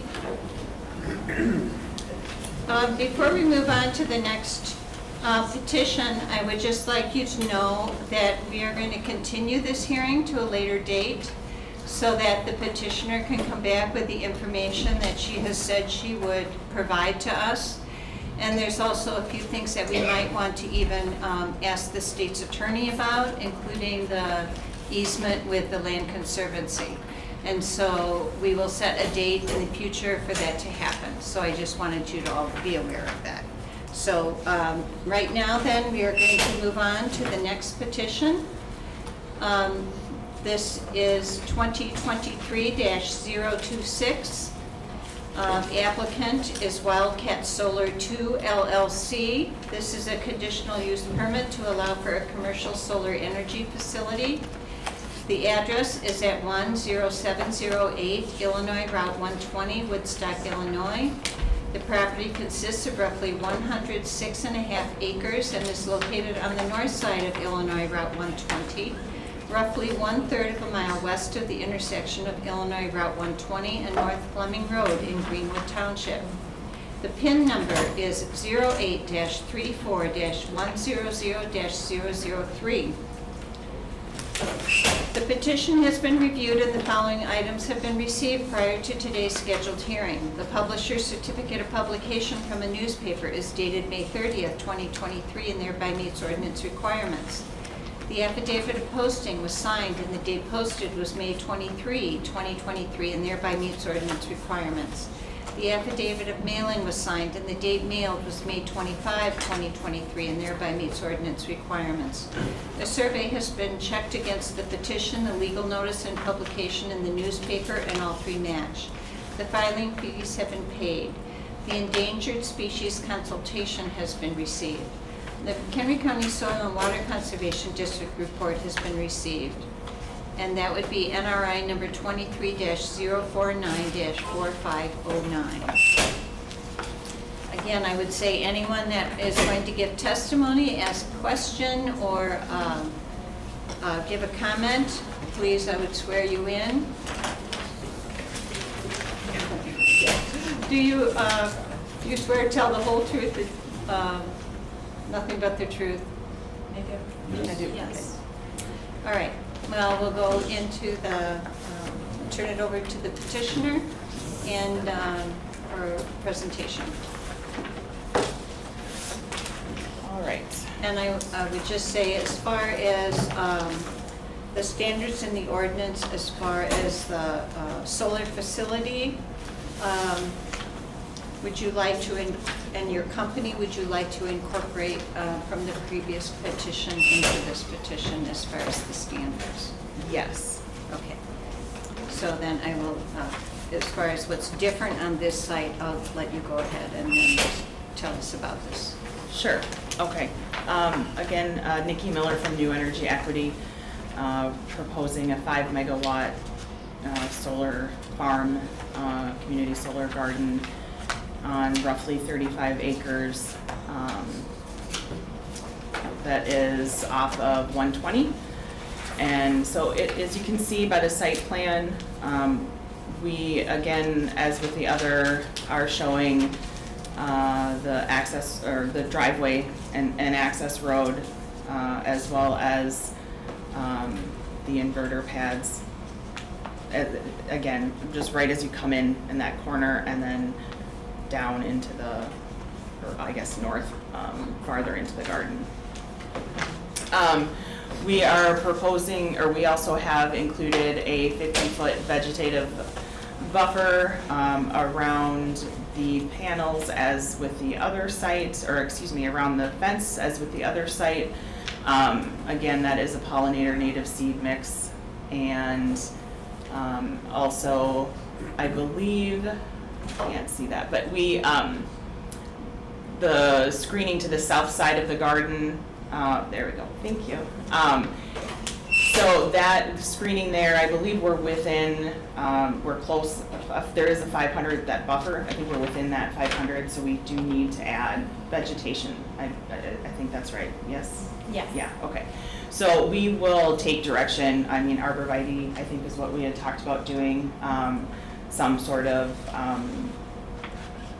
screening there to screen from that right of way that is within that 500 feet. I don't know, you don't want me to go through all of the same list, right? Okay, so I think that's it. Those are the characteristics of this garden. It's very similar to the others, same in size. It is surrounded by agricultural land and again, the same racking, inverters, and panels, which apologies that I don't have specific information on. But like with the other, we can provide additional specifications from our engineering and our procurement team to hopefully satisfy your questions at a later time. Great, we'll turn it over to questions on the board, starting my left this time. Mr. Cozen.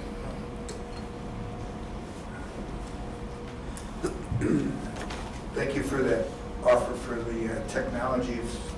I notice also that this too is using the 34 inverters. Additionally, in terms of the solar panels, it would be helpful to distinguish between a monocrystalline and a polycrystalline. Those distinguishable types have a fabrication that omits any material other than a crystalline material within the panels. It's not clear from the drawing as the type selected. Okay. Additionally, if you can clarify, the manufacturer is from Germany, and it's a tested product here in the United States in that regard.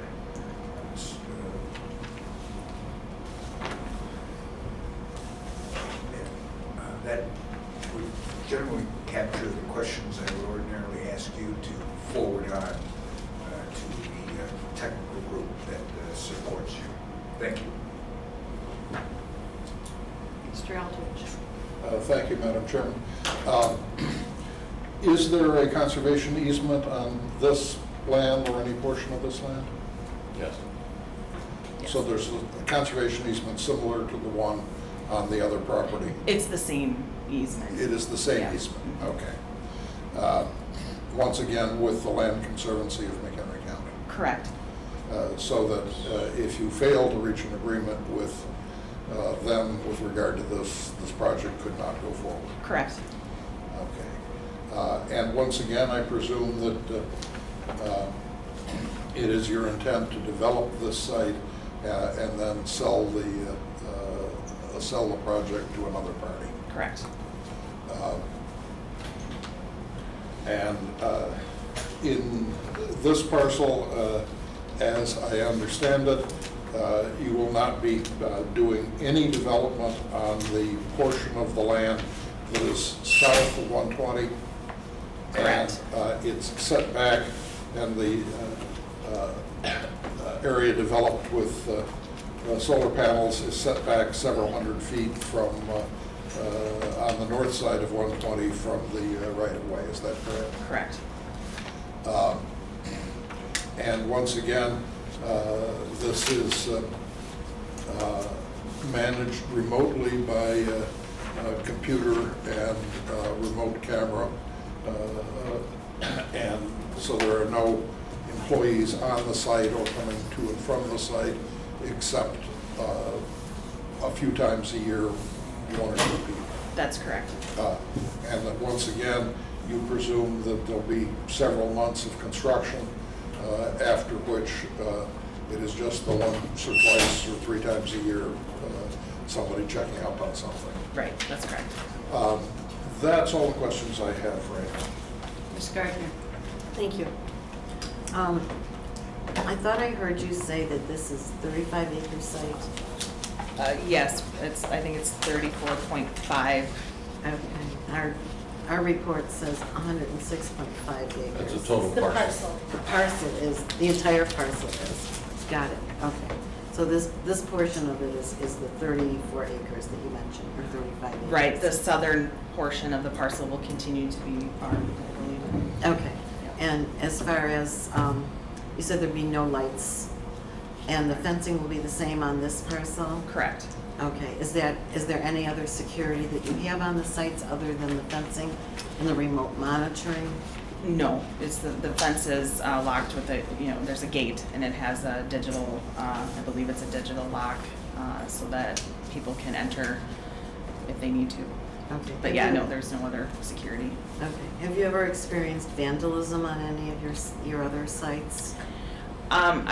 I have not on sites that I've developed. I know in the industry that yes, there can be times that, things happen to gardens just like any other structure that's out rural. But for the most part, the things that I have seen are people like dumping their trash over the fence. Oh, nice. So not like coming into the garden and like busting up panels or anything like that. It's more like just dumping, because it's it's dark and nobody will see it. Nobody's gonna see them, and yeah, and actually then we do see them, and yeah, yeah. So that's the most damage that I've ever seen. So there are no cameras or anything like that, or there are cameras. There are cameras. Yes, yep, and they are monitored. Okay. Cameras, I think we have not heard that there were cameras on any of the other ones that we've heard. Okay. So I'm glad to hear that, because I feel that is an important part of security Right. on the sites. Right. Yep. I think for now that's all that I have. Thank you. Mr. Schmidt? Yes, I'm just curious about the buildings that are in the front of the property. I assume that's an old farmstead type setup? Yes. Yeah, it's the original farmstead, 1862. Is anyone? Please identify You have to yourself, identify sir, yourself. Oh, Steve Avang, and your address. 320 Fremont Street, Woodstock. May I ask who lives there right now? I have people that rent the house, and that's who live there. And that's your intention, just to continue it for that use? Yeah. Very good. That's all I have for now. I just have a question regarding the solar facility that was approved in 2018 by this county for the southern portion of this, and then on the other site that we discussed previously. What is the status of that? Maybe Mr. Avang can address that. Okay. Yeah, everything was approved and permitted and so on. But the project, at that time, the state had a lottery system. And the first 97 projects out of 1,000 were approved. And this was number 107, so we're 10 short. And so in the interim period, then of course there's the issues that Commonwealth Edison had and Mr. Madigan had, and those things have been getting resolved. And then the state was in the process. It took about 3 years for them to design and pass and promulgate their new law that you made reference to. And so there was no sense in moving forward with the old situation pending the changes that we knew were coming, that were very, put Illinois from the bottom of the heap to towards the top of the heap as far as its view of solar energy. So we just held off doing anything. So you're not in the Black Grant program for that or anything, and that was No. with a different company? Different company, right? And so that just won't happen. That's not Right. going to And the one thing when we decided to go again, the main thing that we did is we asked that the second farm, the one you're looking at now, be moved from the south field to the north field. Primary reason, the viewscape. the field on the south side would have been much more visible to people coming by on 120. And this is almost not visible at all from 120. So we asked and they agreed to move it to the south. In fact, that first picture with the sign facing north, the actual panels will start after that rise that you see on the horizon. So majority of it is not visible at all. Is it visible to residents? No. Okay. And then I had a question, and I was going to bring it up in the last petition, but I would just ask you maybe for both. On decommissioning, would you agree that everything comes out, you know, no matter how deep it is, everything comes out of the soil? Yes, we remove everything. I have a question too. Aside from potentially if the access road, if the landowner, I don't know if you would want that to stay. Sometimes that stays, just because the farmer's using it or. Sure. Yeah, that, I understand that, but I'm thinking any posts or Right, rods we- underneath the ground, anything would be pulled out. So if anyone wants to farm that, there's not going to be any problem with it corroding down in the soil and creating any problem. It would all come out. Correct. Okay. All right. In fact, doesn't the state monitor the decommissioning? They do, yeah, we had to sign an agreement with Illinois Department of Agriculture. Okay. Staff, do you have any questions regarding this petition? I have no questions. Does any member of the public have a question regarding this petition? Yes, sir, come on. And again, we'll limit you to 3 minutes. Sure. Timothy Sebastian, 2200 Maritime Lane, Woodstock, Illinois. If you install these and then you sell them, who's responsible for removing them in 35 years? Is it your company or is it the company you would? The company that is purchasing the portfolio purchases the entire project, so they. So your company then, once they sell it, you're not responsible for removing it? No. Okay. So you can't guarantee them what? Well, if they're comfortable with the condition, then whatever company purchases them has to follow the conditions that we put on it and what the state has put on it. Correct. And there is a surety bond to guarantee it. Okay.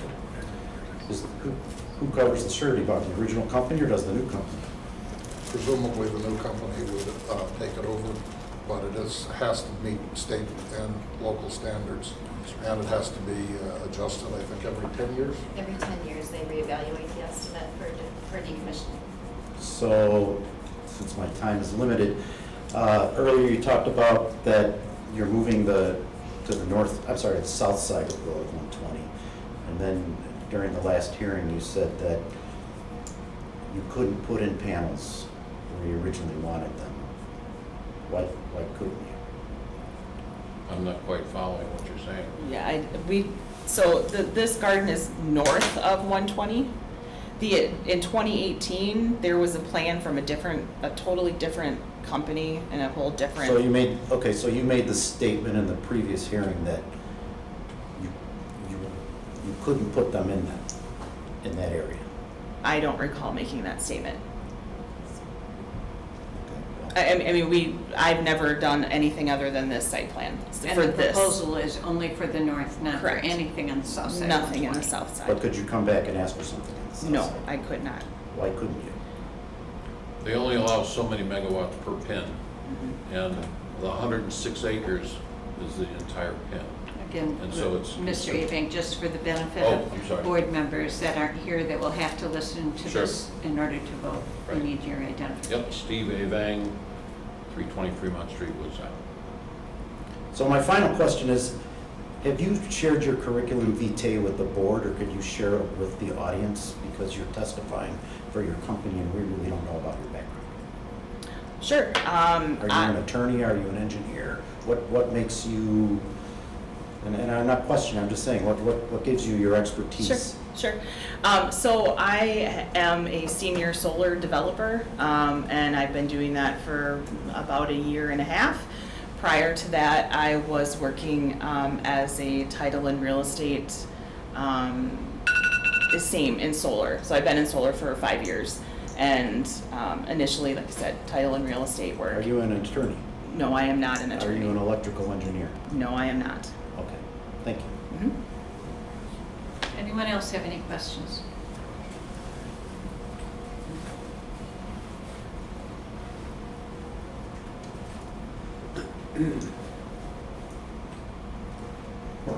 Oops, Jim DiNiccolo, 2310 Greenwood Road, Bull Valley. Okay, it's back to the biggest question I have, and I hope we can have an answer. What kind of security are you going to have? You said you're going to have cameras? Okay, but you're dealing with a great force. It is an energy producer. So maybe you can It tell can him the blow up. security that you're going to have. So the She- question she'll- still is, what exact security is this system going to have after it's built? Sir, are you talking about safety? I'm talking about safety. Okay, all right, so, That's all I'm talking about. Well, the garden is fenced and locked, and so there shouldn't be anybody being able to get into the facility without prior approval or the knowledge of the owner-operator. If that were to happen, the cameras and the, we would be notified, or they would be notified of the breach, and the safety plan would be, the emergency response plan would be put into place. I would say you need 100% 24-hour security on the base. You don't have to have somebody there. okay, you But can you better say be that for watching your the cameras. comments, sure. Right now, it's just questions. All right, I'm just saying, that's my question. Anyone else have a question?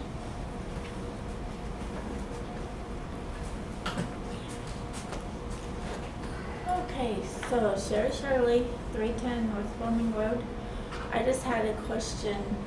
Is it 60 days that you have if there's a problem to fix it? To repair a damaged panel, yes, or any damage to the Okay. garden is 60 days.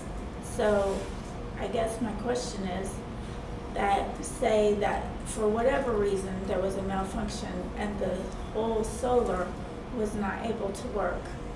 So would that mean that the current electric company would have to make the difference? As far as generating electricity, so the way that the garden works is we distribute the power, the electricity to the substation. So it goes into the substation, and then the utility transmits it to whomever needs it. It's not, a singular source of electricity. Right. So we wouldn't necessarily have to make it up. It just wouldn't happen. It wouldn't have it at that time. If we were to not have electrical problem, it would have to be the electric company that would have to make up the difference. Like, if we're relying on the solar and then for some reason it's not working, the electric company, in order to keep our electric running, they would have to make the difference. I suppose in general, yes, that's how it would work. I mean, just in electricity distribution in general. Okay. Yep. Mm-hmm. Just that Illinois is trying to get out of the electric company as it is.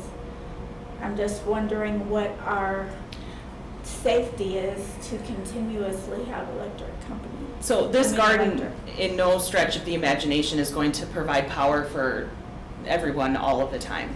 It is a subsidy. It's a additional, right? It's another layer of electricity, so that we have redundancy, and that if something were to happen, then there's something to fall back on, right? So it's not just one. You don't put all your eggs in one basket.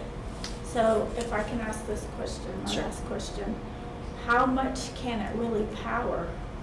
Like, how many homes in equivalent? Like, how much does 40 acres really give us of electricity?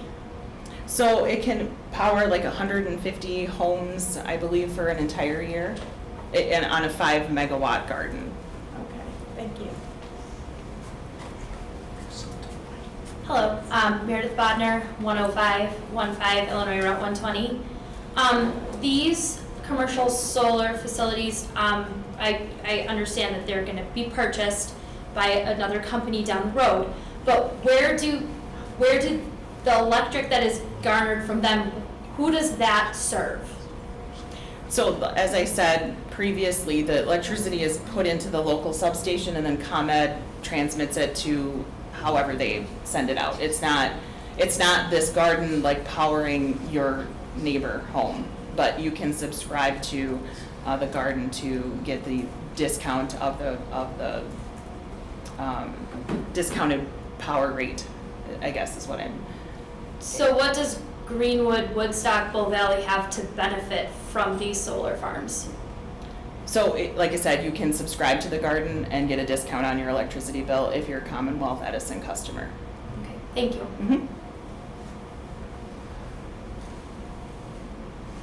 Mm-hmm. Mark Shirley again, 310 North Fleming. That, you mentioned that you can apply for the. Yes. So, Subscription. but what if they already have another solar, like, they've got all these different companies coming around selling electricity, green electricity, I think. Mm-hmm. Is that in addition to that, or? Every program is a little different. I don't know specifically what this one will look like potentially. I guess you could have 2 subscriptions if that was, offered to you. Yeah, You'd have to ask them I just came up when she asked the question. what the parameters are of their program. So are these like industrial grade, solar panels? I would guess you could categorize them as industrial grade. I mean, it's galvanized steel, aluminum, glass. So so it would be like an industrial solar complex, not a garden. I mean, I suppose you could You call keep it calling that. it a garden, that's isn't that kind of a euphemistic way of changing, recharacterizing what's going on? It's not a garden, it's a giant solar complex. Okay, let's just call it what it is. I think people are a little mystified why you keep on calling that. No offense was intended. Okay, well, solar garden is not exactly what it is. Okay, and again, you had mentioned that it encroached, or I think that the plan was that it encroached a little bit off of the 500-foot, supposed to be like an easement or 500-foot buffer. Some areas it's encroaching on that. On the south side. On the south side. And does that, what kind of vegetative, one of the things I noticed it keeps talking about vegetation. Well, some of these trees are 80 foot tall. What kind of vegetation are you talking about? So we'll have more specific information once we have the vegetative management plan. Once the board has approved, we would, that would be conditions of the permit as to what we're supposed to be planting. It could be, I think we had talked about arborvitaes, it's whatever is sustainable in that. So indigenous plant type. Yes, right. The plants are, going to be, 3 foot, 4 foot bushes isn't going to do it. No, these are more trees, I think, for the screening, for the, for that purpose, right? And Because the again- idea is to screen it from the right-of-way as much as possible. Mhm. And the same thing is with this one, you mentioned that I guess it's part of the conservative. The Land Conservancy, mhm. And unless they approve it, it's not going to go. That's correct. Okay, thank you. Does anyone else have a question? At this time, we'll go to the staff report then.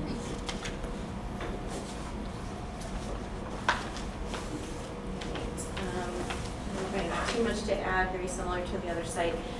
So this is just a broader view where you can see that this is the northern side of 120 A1 agriculture zoning, but did not contain part of that conditional use that was previously granted in 2018. Again, all the surrounding zoning is also A1 agriculture district.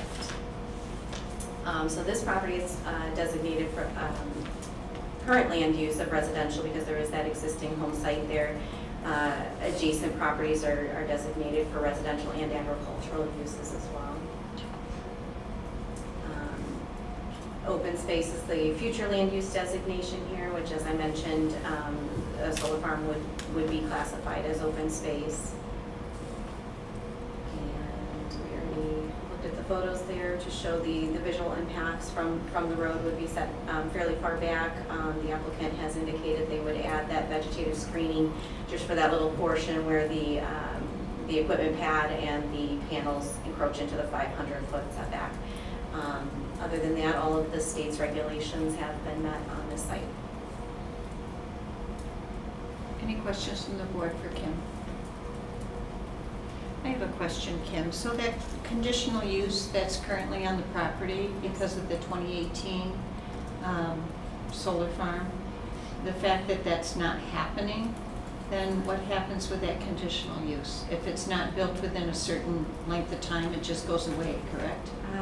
Not with solar farms. The language of the Unified Development Ordinance was modified so that solar projects would not be subject to that 2-year requirement that they needed to be built within 2 years. If you wanted it off the maps, they would have to, the owner would have to request a withdrawal of that application to clean that map up and get that 2018 application off of there. That might be helpful for that south side, just to make sure that that's off that map. That would just Right, that really can be help done. them. Okay, so at this time, we will take any comments on the part of the public on this petition. Again, you have 3 minutes. So come on up to the speaker and Mark Shirley, once again. It just seems to me like there should be more, I think one of the problems is that it's, the information is vague. So I think it would be helpful if somebody maybe from the company with more of an engineering perspective was here that knew more about the project. And also, it would be nice if somebody from the state was here as well, you know, that's maybe somebody that's familiar with the whole process of installing solar so that people would feel like they're getting answers. I think a lot of frustration here today was because of that. You know, I think there's just too many open-ended answers. I had questions I wouldn't ask because I know she wouldn't be able to believe answer me, them. the board has been educated a lot too about solar in general. It's been a learning curve since Yeah. 2018 for us. Yeah. Go ahead. I can don't want to understand. take your time. No, I'm perfectly fine. But I would think still a state representative, you said the Department of Agriculture, somebody that knows how this is, because it's like we're talking to you guys, and I think everybody kind of expected to be that this was going to mean something, and to find out that you're here just basically, and I overheard some people say rubber stamp to the state, you know, what they're asking. So I think that's where a lot of the frustration is. It would be nice if, I mean, it would be helpful, and I would say that probably the community should be more demanding of it, that they be here, someone, you know, from the company with this kind that can answer these kind of questions, as well as somebody from the state. I just think that they should be here as well for the next meeting. Thank you.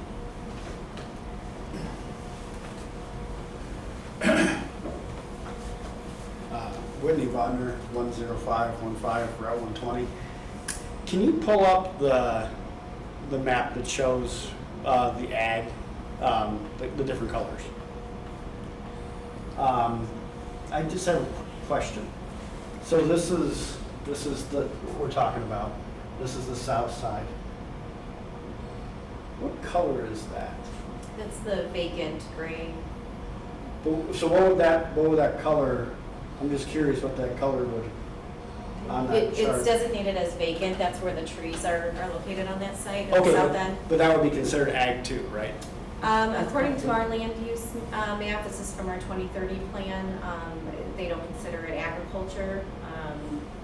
For whatever reason, they're just considering it vacant. Just vacant, okay. The reason I asked, from my angle, it looked like it was industrial. And I didn't know how that all worked. No. Okay, that was it, thank you. Any other comments?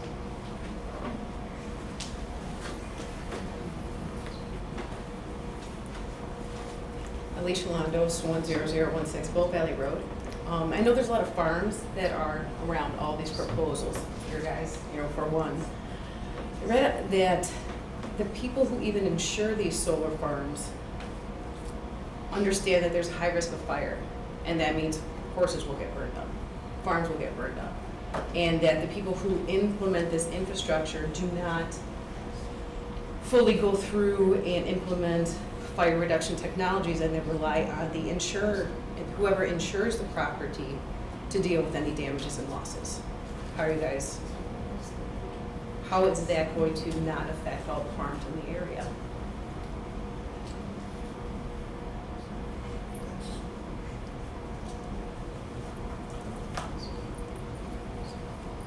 Any more comments?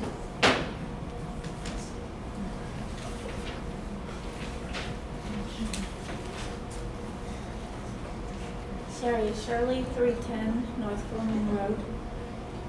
Just have the question of if it's 60 days to fix, I think it should be required much quicker than that, because if we're having this, it should be able to be up and running. It should be like the electric company. If the power goes out, they go to work on it immediately. I think 60 days is too long.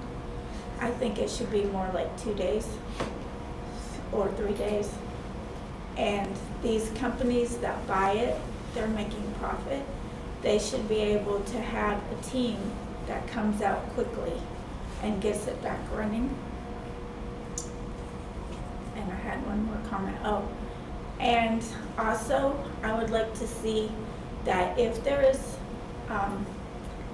solar, to have soil testing done to see if anything is leaking, what is leaking and how much is leaking, and to put that in the contract that they need to be keeping this environmentally friendly at all times.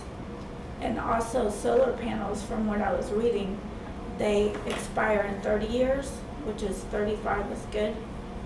But we don't want to make another problem, like fixing one problem and making another, because I heard that a lot of solar panels are already being taken to the landfill.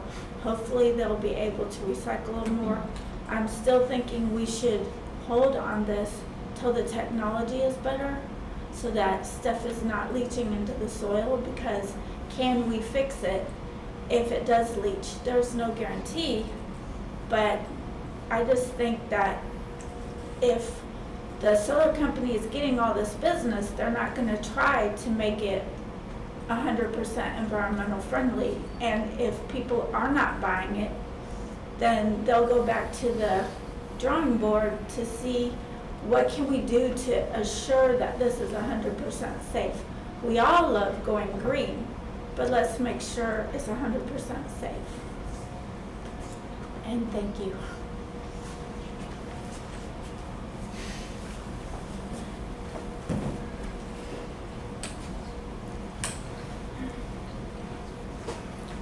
Jim Pinnacle, 2310 Greenwood Valley. Why am I so frustrated? I've been studying this since 1971. I followed how the solar industry moved. And in 71, we were the leaders in everything on alternative energy. And as the years have passed, we really haven't done what we should have done, whether it be fuel or electricity. So my problem is right now that we're going to have very little energy production in this state. We closed the largest coal-fired plant. Exelon wants to import the energy. And this is not a scare tactic, it's the truth. The electricity rates are going to just skyrocket.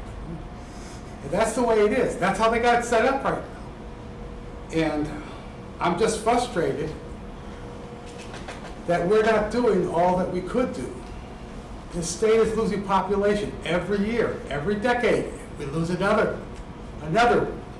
representative in Congress.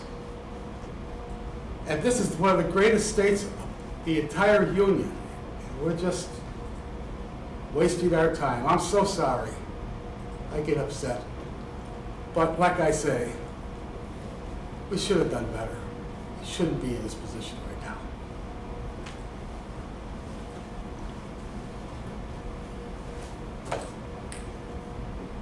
Okay. No other public comments? Then at this time, we will continue this hearing for this petition and the previous petition to July 13th, which is a Thursday.